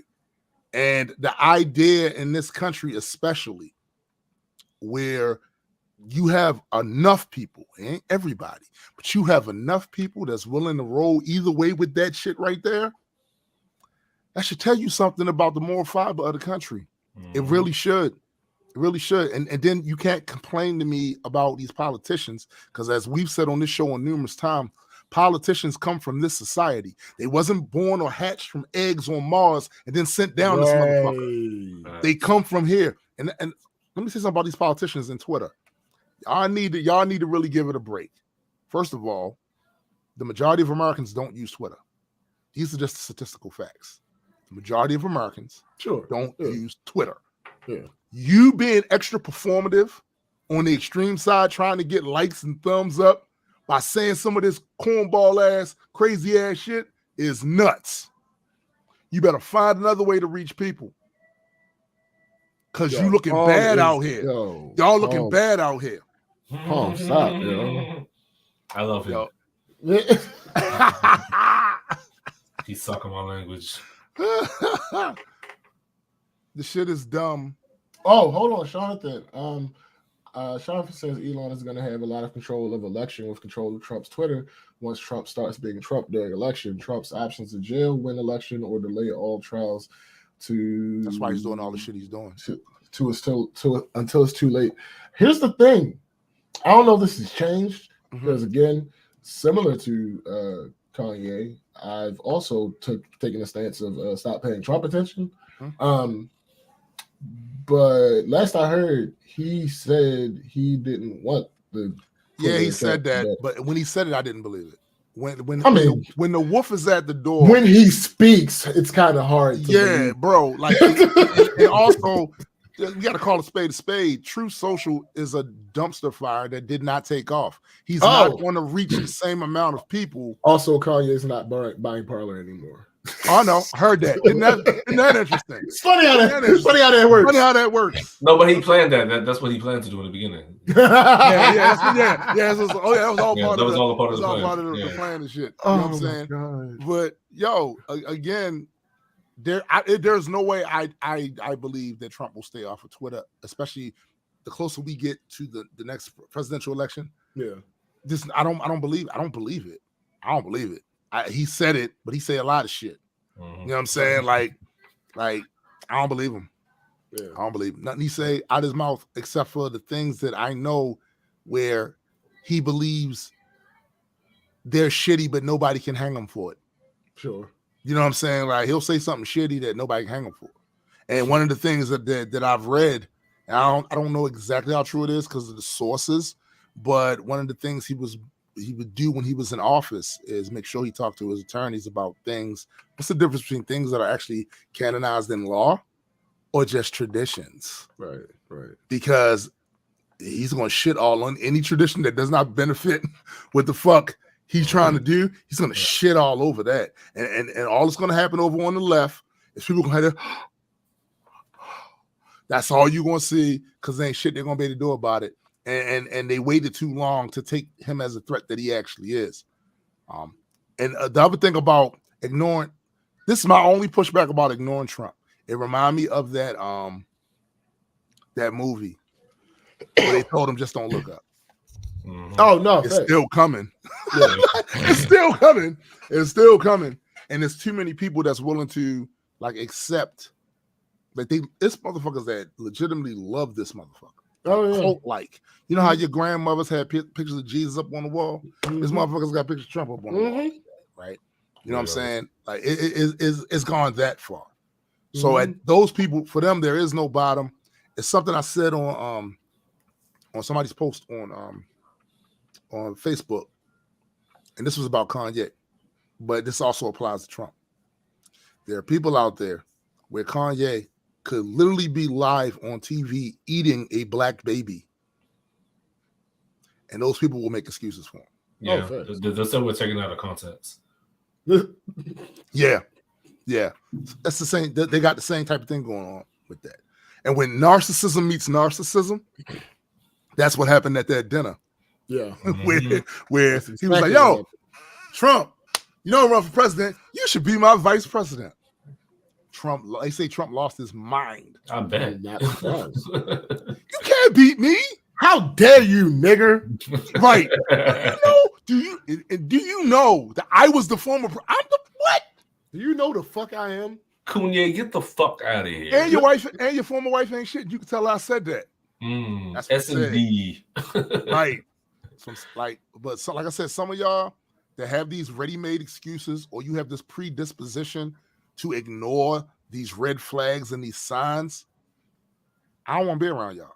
Me neither. I mean, my thing is like, go ahead about your business. Right. I won't be around y'all. I just don't. You know what I'm saying? I'm gonna do me over here with my circle of folks that understand that shit, because these things are not. This was nothing hidden. None of this would be a surprise to any fucking body right now. But if you find yourself today going, I just never thought he would do that. If you find yourself doing that today, I don't want to be around you. No, I do. I got a bridge that I can sell to you. Is it in Brooklyn? No, nigga, it's right here in the good old Maryland. Nice. McKenna makes good. She said, I don't know. I'm almost more afraid of what would happen if DeSantis gets nominated. I'm gonna tell you the reason why I think DeSantis has a glass jaw. If you look at that the only debate he was in with, I forget the name of the dude he was going up against. I saw the way he dealt with a really tough question. He didn't. Yo. The dude asked him, is he going to make a commitment to do his full term as governor of Florida? His response to that was to not answer, to clam up, have this really uncomfortable look, this uncomfortable white noise where it was his. They say nothing about dude was asking the question. He was just. Now I want you to take that guy and put him on the debate stage with Donald Trump. No, here's the thing. Trump's going to eat his lunch. You know the other two people that I'm not really worried about them being on any debate platforms? Who? Kanye and Herschel. I don't lose a wink of sleep about either of those situations. Clearly, because whoever opposes them is just going to eat them up for breakfast. Like real. Right. Right. I think it was still like cookies. They both marshmallowy. Yo, Sis says he literally took a full-page ad in the newspaper calling for the death penalty of 5 black teenagers who turned out to be all the way innocent, and people dismissed it and voted for trash anyway. I said that there's something else we all talked about at the time. Was like, yo, if there are people out there where even if they say that they lie to themselves and say they feel no animus towards black people or other marginalized groups, even if they lie to themselves and tell themselves that, or they even maybe really believe that they think they really believe that, it's not a deal breaker for them, for somebody else that does. That's not a deal breaker. Or, to be fair, we be stupid. Just realistic. Hear me out. And when I say stupid, in this instance, I mean ignorant. Right. Because I knew about the Central Park 5 well before, of course, before I knew Trump had anything to do with it. Yes. Oh, no. That's entirely possible. But I just remember at the time, because I was an adult. Right. I was reading the papers. You know what I'm saying? Well, I remember the ad and all of that shit. I remember the news talking about it. But if you were under a certain age, wasn't really paying attention like that, you may know about the 5. Mm-hmm. But you wouldn't have known about Trump doing that. No clue. Yeah. Here's the thing. I don't think me and James were supposed to know. Here's the thing that's crazy, though. Here's the thing that's crazy. They asked him about that. Because when they was found innocent, it was right around the 2016 thing. He was asked about that. So it was back in the news again. So I don't want to hear it. Yeah. Like he said it, he literally said it again. I still think he was guilty. Yeah, I'm saying Herschel needs to be checked for concussions because he's literally mush mouth if he went into politics. Yo, he is in the politics. I mean, he's there. And he sounded ridiculous. He's out there. He's out in these streets. Yes, it's looking bad, yo. It looked bad, B. It's yo. I'd never imagined in life, like fuck his political stances. I never. What are his political stances? Who he don't fucking know. Yo, in life, I never imagined that I would reach a point where a person, fuck his race, where a person would be on these types of podiums with the eloquence and the fucking who made that enunciation. You know who made that a thing? Trump. I know, but like he was not the most. Here's the thing. Here's the thing about Trump, though. He knows how to get it to the people that he's aiming to get it to. Oh yeah, absolutely. Herschel don't even got that. Yeah, he just shooting the dog. Herschel don't. There's no rhyme or reason. Herschel can start a sentence and end up. He's still getting chairs. Look at those clips again. He's still getting chairs. He's still getting chairs. At the end, when he lands, if that's what you want to call it, that's what you want to call it. When he lands, he's still getting chairs. My argument about that is he's not getting chairs that he earned. I think Trump gets more cheers that he earns than Herschel. Herschel is getting cheers because of what the fuck was they all saying when the abortion thing came up? Oh, we don't care about all this. We just want to win the seats back. Yeah, I think Herschel's getting the cheers because he's the person in that position. Yeah, I don't think Trump got some of that too, though, bro. Oh no, hold up, absolutely. Trump got a lot of that too because they knew certain things he was going to do when he got in there because he wanted them to keep liking him. So, like, he told the line. What I think Trump is smarter than Herschel in every goddamn way. Absolutely, every goddamn way. Yeah. But somebody that's a hell of a compliment and a bro, right? No, Christ. Somebody said on the if I was Herschel, I would fight you because of that. No, if I was Trump, I will fight you. No, I'm just saying, like, evil.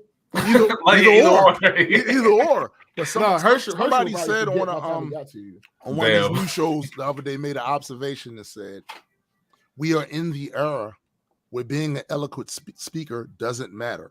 It means nothing. It doesn't matter. Trump so you can literally get up there and sound like a goddamn buffoon with a second grade education." Mm-hmm. Here's the I said Trump started that, but I'll say that it probably started with Bush though. Well, I would Bush doesn't go back. Bush would flub some stuff, But he was But also at the end of the day, lovable idiot. Yeah, right. Like, there were other people actually before Trump that ran for office. Yeah. They didn't make it, but they ran for office. That sound pretty dumb up that motherfucker. Like, yeah. Well, here's the thing. Here's the thing about that. I the way I look at it is like a parabola, right? Because facts are facts. When we talk about someone not being eloquent and not being a master with the words, right? That is based off of a system that is based off of the Queen's Old English. Facts. Right. Facts. The issue that I have where the parabola starts to come back down is when you get to talking about people like Ryan Coogler. Right. I love that you say parabola because I'm learning that in algebra. But that's the only thing I hate about that argument. Right. Because you may have to think a little bit harder when he's talking, but you can tell that he's smart. Yeah. Yeah. You can tell that he's an intelligent man. Yeah, of course. But it's also about time and place. So yes. When I was going to school, and I've talked about this before, in senior high, I had business curriculum. Yeah. And there was a certain way you were supposed to report yourself. Mm-hmm. And particularly on Wednesdays, that was the day when you had to go all out for all of that. Yeah. I'm doing a show. And the thing is, I got taught there's a certain way you're supposed to conduct yourself in business. Certain way you're supposed to present yourself in business. Mm-hmm. It's effectively code switching. Right.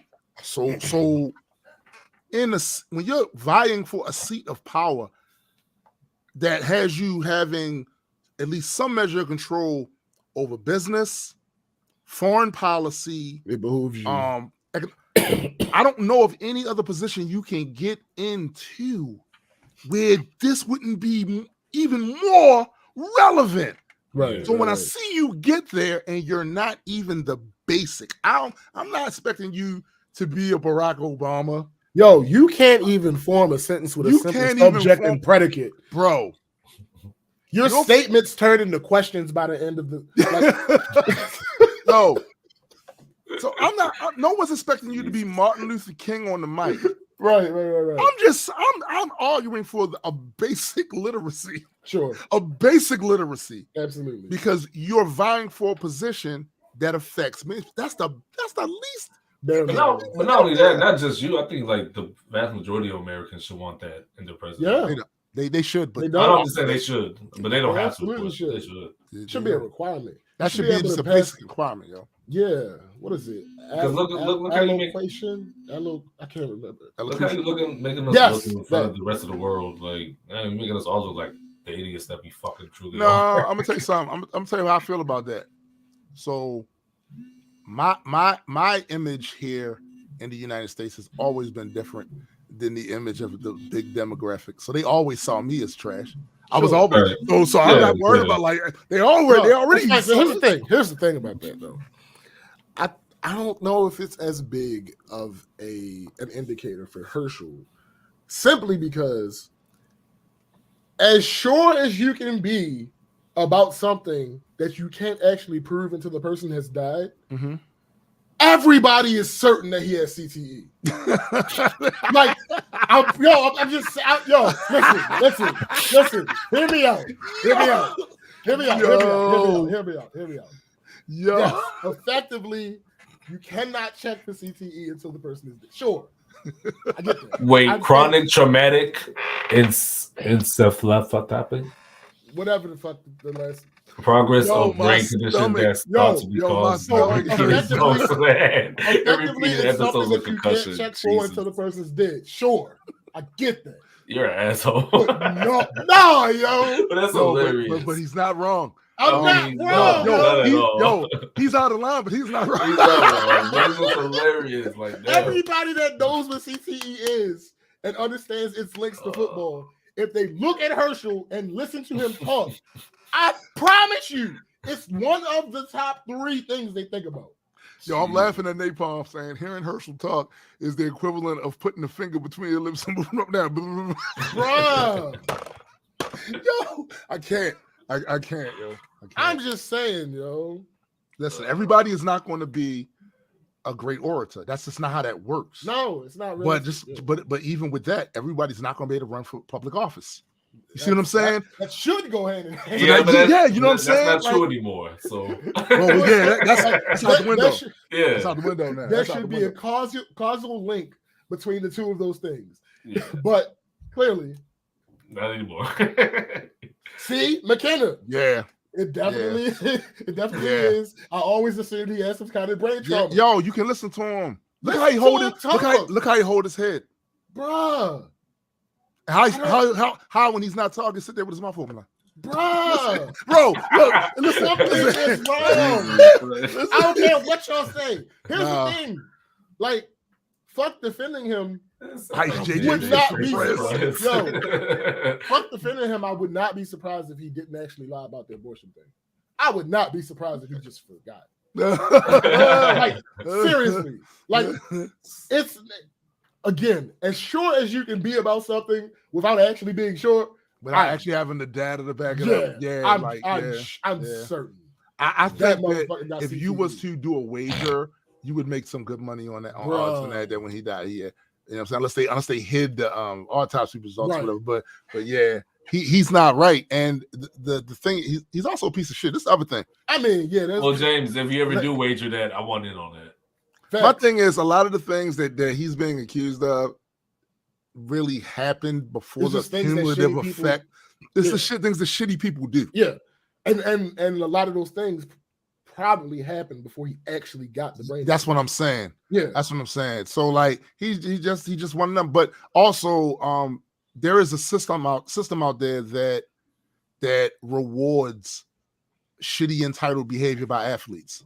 Oh yeah. Oh, fact. If you are a talented athlete, or at least ignored.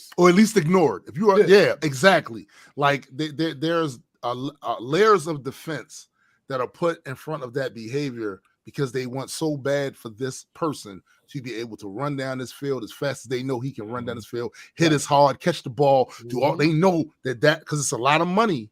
It's a lot of money there. Yeah. And they're willing to disregard, put a blind eye to certain shit. Yeah, like, you know like the amount of them that have like beat up their wives or murder their wives. Yeah.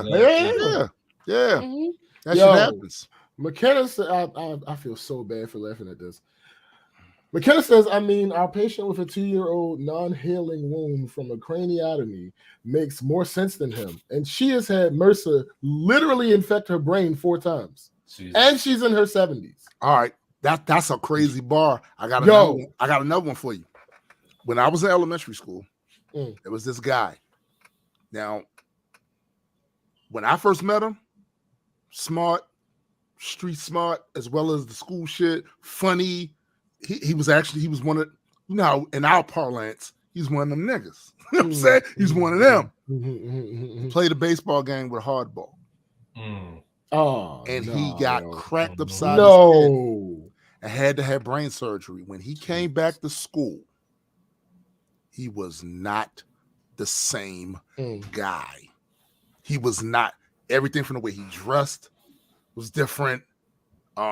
His speech, all of that, and he still sounds smarter.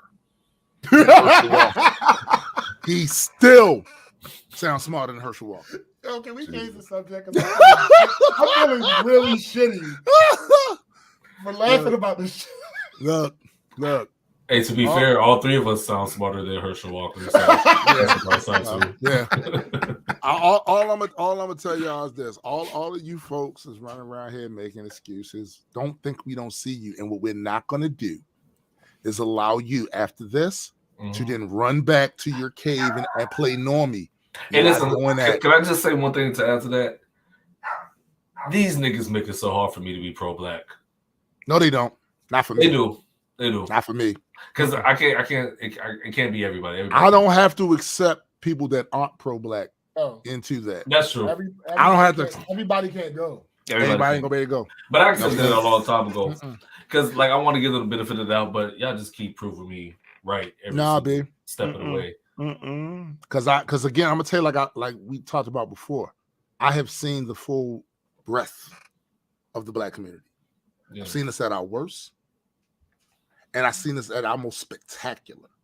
Yeah. So I have contrast It's not a thing with me. You know, a lot of times when you see people that come from our community, right, or claim they come from our community, they may look like us, but they're not of us, right? A lot of times you hear them make these sweeping, fucked up generalizations about black people. They only talk about their little anecdotal shit that happened. Well, if I talk about my anecdotal shit with the black community, I've seen us at our best, at our worst, at our dumbest, and at our smartest. So there's not one. A Candace Owens ain't gonna make me not be pro-black. No, I got you. No, I'm not saying that's not happening. Not being pro-black. That's not what I'm saying. It's just I can't be pro-black. Yo, Discord said Scooby-Doo sounds smarter, but he does. Yo. But he does. I mean, it's true. I wish I could say it. Ruh-roh Raggy. Yeah, I get it. I'm there. Like Ralph from The Simpsons. I get it. Yo, I get it. That's funny. But I will say this: that I'm happy that they're exposing themselves though, and they're doing it so like. I'm glad I'm so glad you. They make it so easier for them just to pick them out and be like. This is the one thing I'm thanking Kanye for. Honestly, thank you for exposing these people. Bring them out. Thank you, because they hide amongst us, and I feel like y'all the ones helping to undermine us the most. Yeah, and I could finally say we are not the same. Thank you, I know who you are, Kanye. Thank you for exposing the people in our community that are out here cooning, because they when they support you, I'll instantly know. Oh, you one of them. Yeah, he's the black light in the hotel room or a scrum. Yeah, I appreciate him for that. Absolutely. Fuck that. I'm glad to know you guys are rearing your heads up. He definitely showed me who James is as a person. Hey, you know what's funny about him saying that? You know what's funny about him saying that? Because he's right. Yeah. But not in that. People can take that and go, absolutely. But that is 100% true. Like, it's actually it really showed me who James is, like, because he stayed on code and like. Shit. That's hilarious. It is what it is. But I'm just not. I don't like none of it. Nah. So, now, I do have a question about, before we leave that. I do have a question for both of you. Yes, I am still getting emails from Ralph Warren. I know it's not what I was about to my bad. Yeah, silly ass. Nah, we know there's no bottom. Oh no, yeah. So my question to you is, what happens now, as far as business ventures? As far, it depends on which person we're talking about. We're talking about Ye. We're talking about Herschel still. I'm talking about fuck Herschel. I'm talking about Ye. Fuck Herschel. If I had to guess, all right. So put it like this: the strongest indicator, the two strongest things that make me feel like things are going to continue to get worse for him business-wise, is because, think about it. His biggest fashion deals got fucked up. Yeah, they out of here. His and Skechers cool. So that right. How do you get dubbed by Skechers? Well, here's the thing. Here's a part of that story that gets left out when people talk about it. The audacity. Apparently, Skechers is a Jewish-run company. I did not know that. So I did not know that. I don't know if this is 100% true. Right. That is the story that was going along. So the audacity popping up in it. Right. So that's how he gets dubbed by Skechers, allegedly. So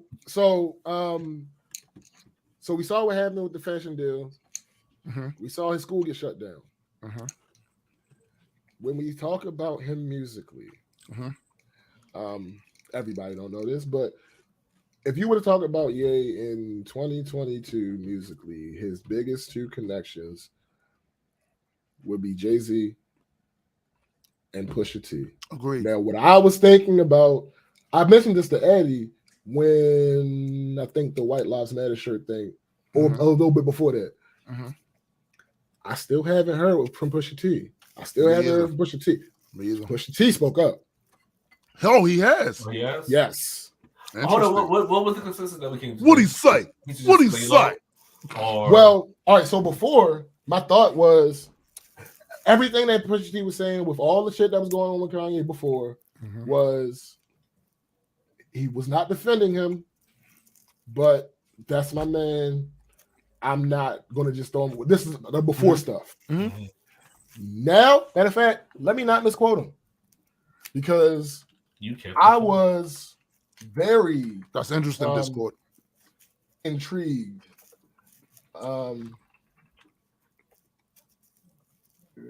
See on Kanye.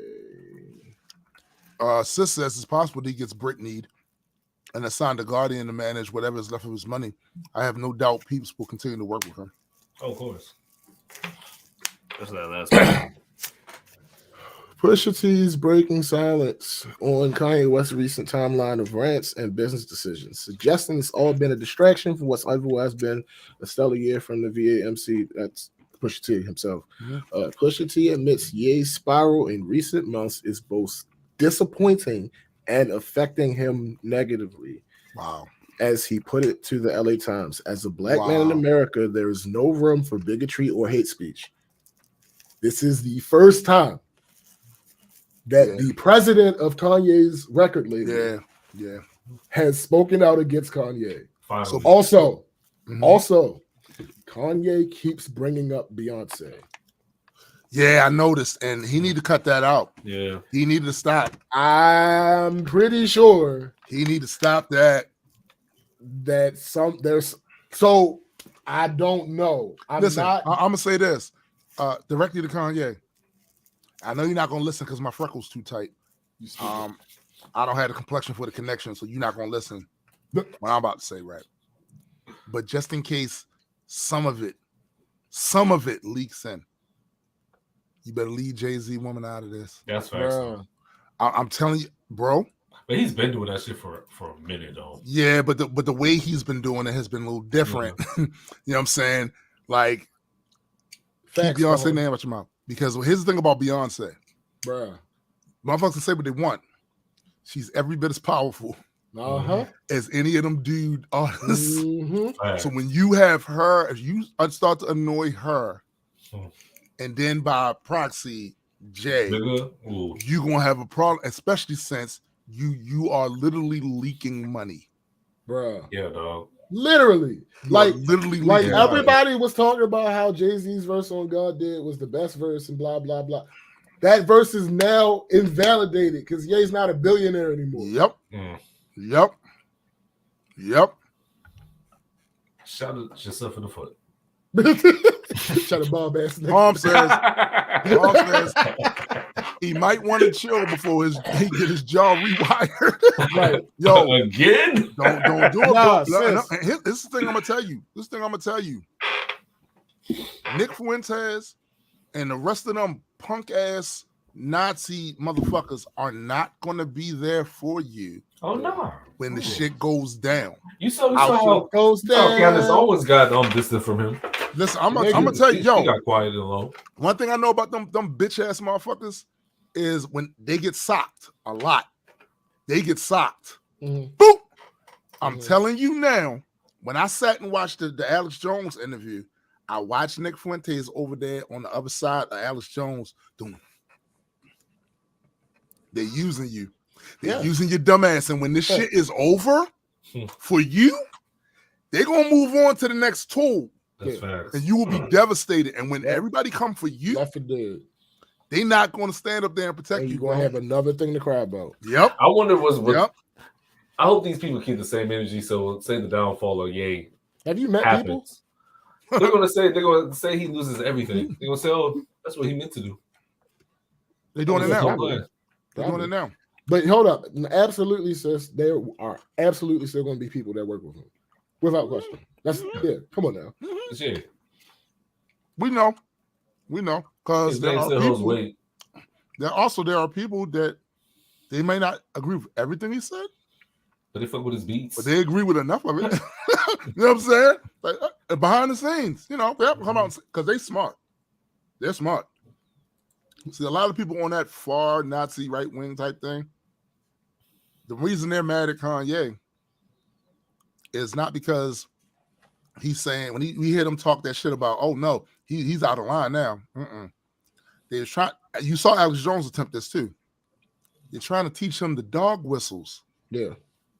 Kanye not using dog whistles. He's using a bullhorn. He's not smart enough to and do they that. know politically, like that's not what you do. You use the dog whistles. Yeah. Not come right out and say that shit. And that's what he's doing. They saying he making it hot. Literally. Yeah. Yes. Yo, the amount of things that this motherfucker said in this one interview. He crashed out. I was like, yo, really? You just don't stop, huh? He crashed out, yo. He crashed out. I love him. He's funny as shit. You just gonna keep going? All right, cool. Yeah, he's gonna power through it. Yeah. And the thing that's crazy is Alex Jones was up there trying to control the situation. Yo, when Alex Jones is the one walking you back. Yeah, dog. Yeah. InfoWars guy? Yeah. You gotta know to read the room. Shit. I just it's don't. Right there. There's no hope. There's no hope. Yo, why is Napalm's ass, yo? With this Herschel Walker theme song, he's ass. I can't. He's ass, yo. He should not be allowed to wow. He should not be allowed to say anything while we're doing the show. Hey, yo, can we spin the block real fast on the travel and shit that you said? I just looking at this thing that Sis just sent. She said, Washington Post. One cruise passenger died and 4 others were injured during an Antarctica voyage this week when a rogue wave slammed into the Viking Polaris. Viking Cruises said. An image of the ship, they had an image of the ship right there. The headline is Cruise Passenger Dies in Rogue Wave Incident. I got to be real with y'all. I never heard of a thing called a rogue wave. No, it's not. There's no such thing because the water's going to do what the water's going to do. Yeah, they're always there's no like. I get what the words mean, but there's really no such thing as that. The rogue. It's not controlled. Yo, Sis said Jones was like on my bankruptcy, bro. Yo. Jesus. You know what's funny about this? If you take all of the fucking politics and moral stuff out of it, it's an interesting case study of how at one point, I don't remember if it was right before or right after he married Kim, he was broke. Like, he was effectively cash poor. Yeah, facts. And then the nigga became a billionaire. And then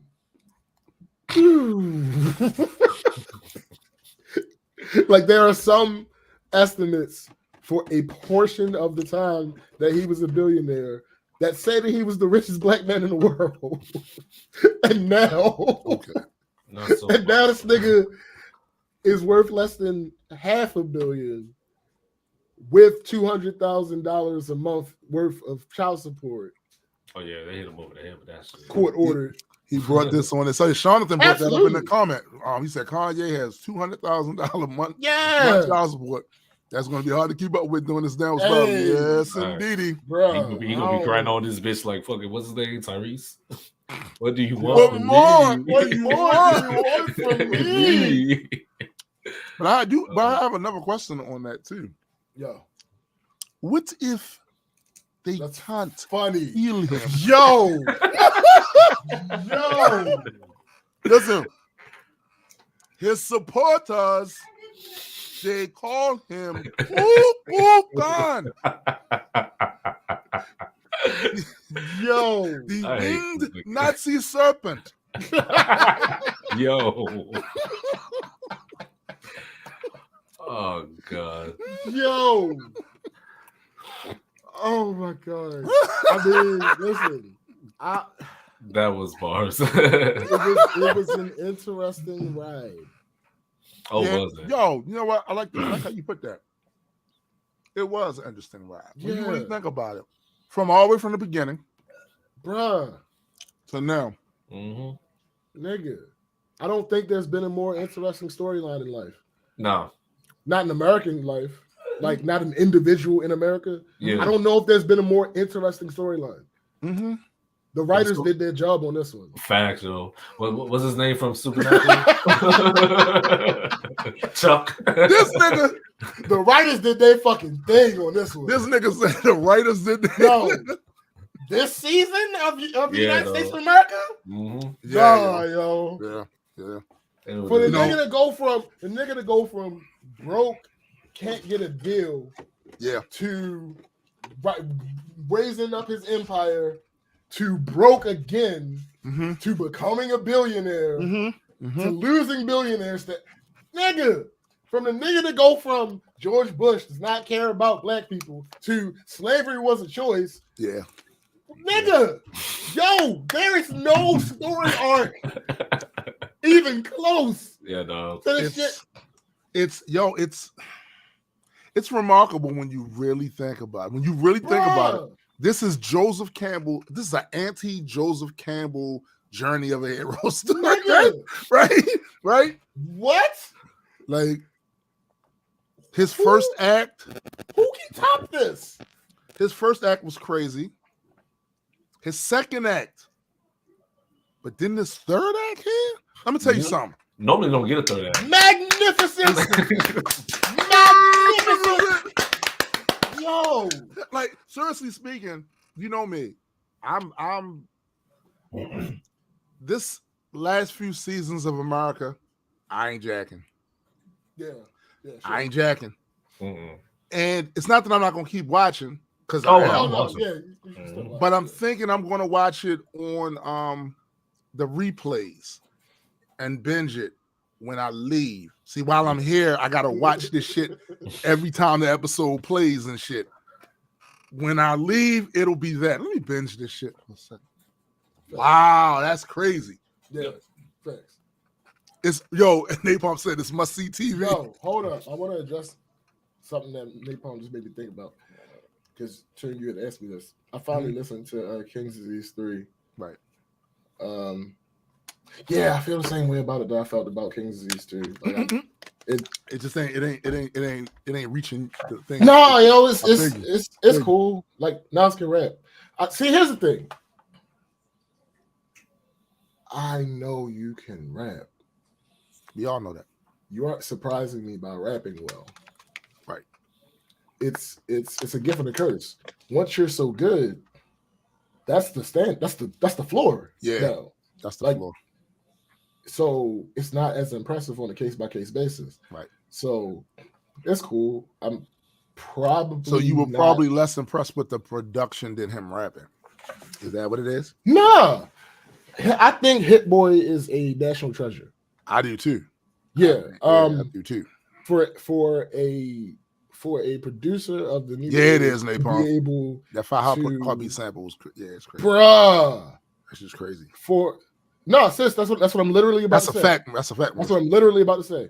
For Hit Boy to be a new school producer, he encapsulates what boom bap is. Yes, he does. And he is very good at what the fuck he does. Yes. And for this to be their fourth project together, it makes sense that the cohesion would keep growing, and it has. Right. I'm just not. That's a fact, Palms. He said Hit Boy single-handed. Did he though? Yes, because Kanye. Let me ask you because Kanye almost single-handedly killed it. Oh. Remember that year that Kanye was putting out all these 7-track albums? Mm-hmm. One of those albums was Nas's Nasir. Oh, yeah. That was a terrible album. Yeah.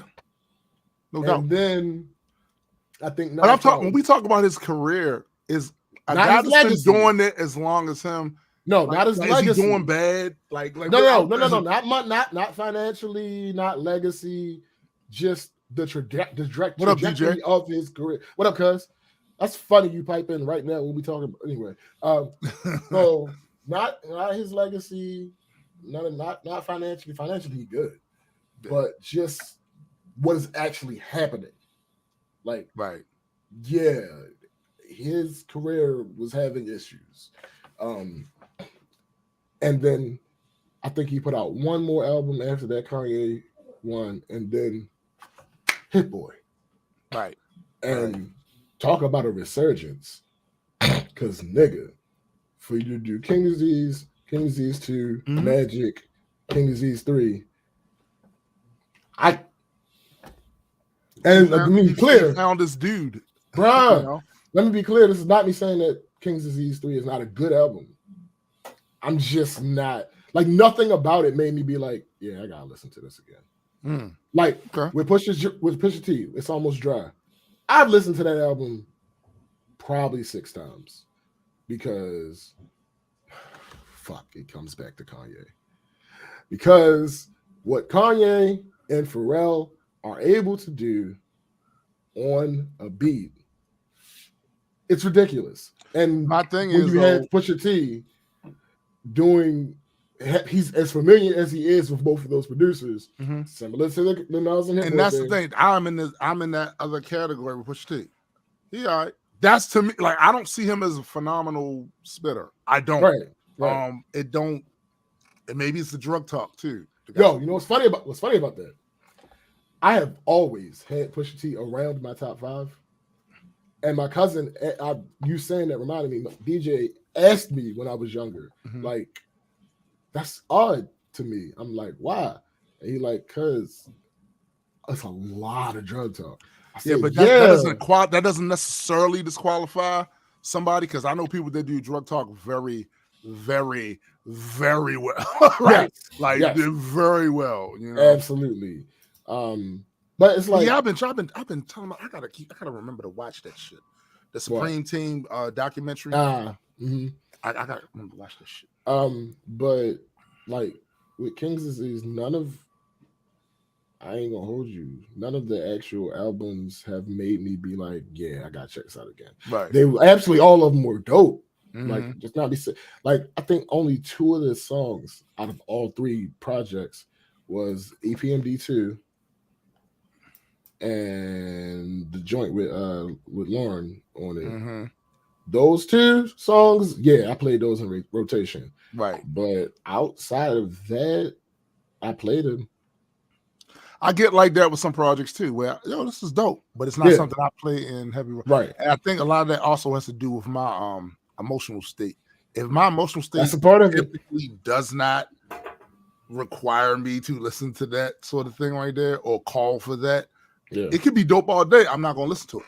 That's another thing. All right, so comparing It's Almost Dry to King's Disease 2 and 3, because those are the freshest 2 in my mind. I didn't listen to Magic, but from everything I'm hearing, it was just another Nas and Hit Boy classic.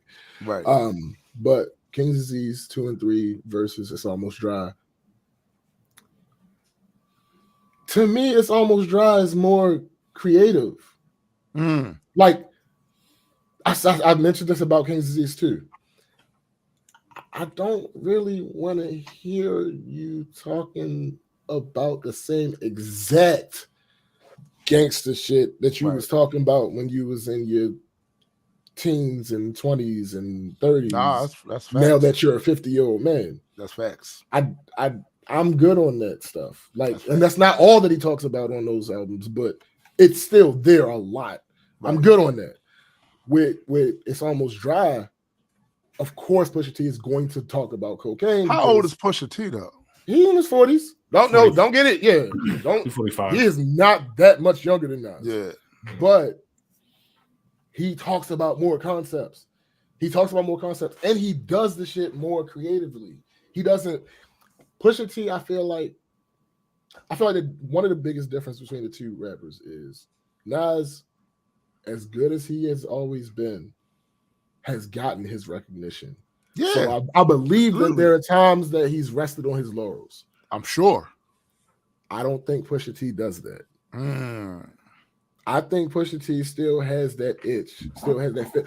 One of the conversations that he had with Pharrell, because Pharrell produced half of the album, Kanye produced the other half of the album. One of the conversations that he had with Pharrell, because Pharrell challenged him, he's like, and this might be the difference between Pharrell and Hit Boy, who knows?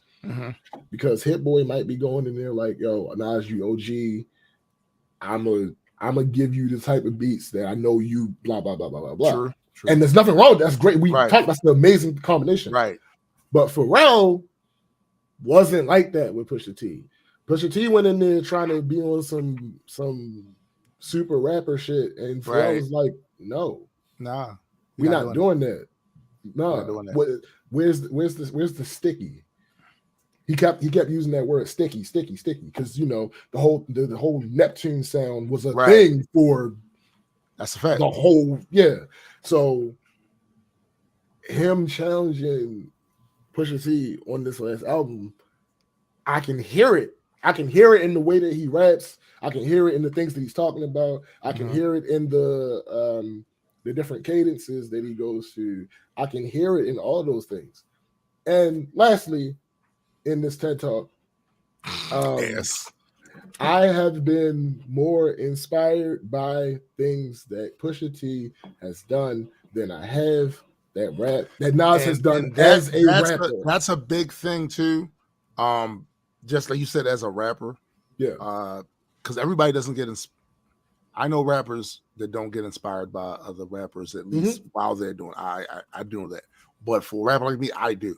Yeah. So if I'm listening to somebody just going the fucking like, there has never been a time when I've listened to a Black Thought or even a Pharoah Monch that I didn't get inspired. Like, it's never been a time. Never been a time. And that's a big thing about who I would listen to on a regular basis too. It's people that make me want to push my pen or my concepts or my beat selection choices. Those type of artists are probably going to be my go-to in rap, even though rap is not always necessarily my go-to music. Sure. These days, like I listen to a lot of stuff from the fucking 80s and 90s has nothing to do with rap per se. You know what I'm saying? Because that's where my emotional state go. I'm listening. That's why I really listen to music. It don't just most time I listen to music. I'm not listening just to be. I don't have it playing in the background. I don't do none of that. But if I'm in a certain mindset, I want to hear something. I want to hear this. I want to hear that. I want to hear this. I want to hear that. And that's fluctuated over the years. Because when I was younger, it was that I literally got it on in the background. It's just on in the background. But now, I have to be in a certain mindset. Like for instance, I'll listen to orchestral shit when I'm writing comic book stuff. Yo, two out there listening to Soul Bossa Nova. Why is he playing with me?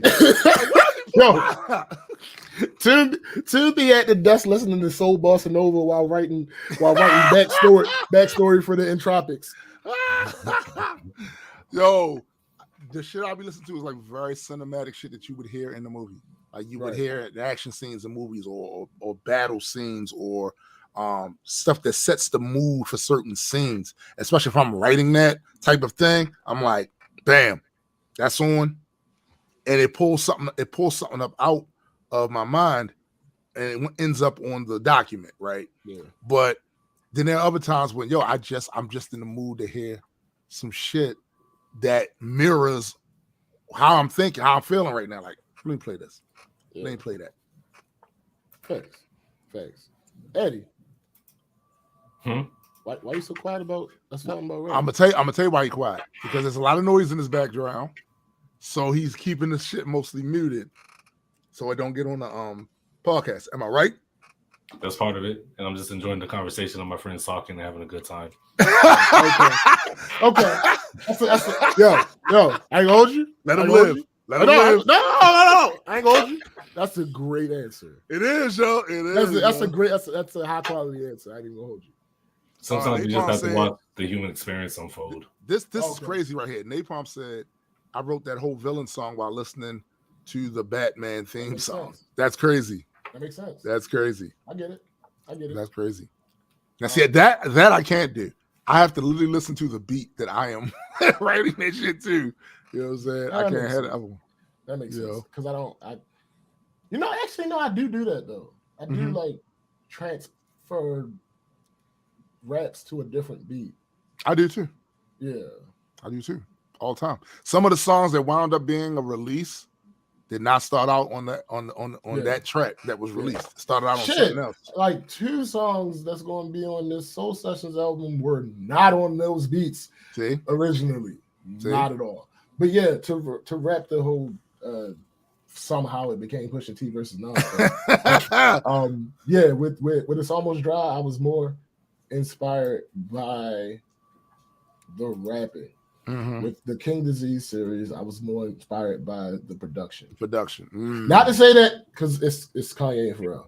Not to say that the production over there wasn't amazing, but just Hit Boy, that nigga. Yeah, Hit Boy, he the one. He's it right now. Yeah, he's it right now.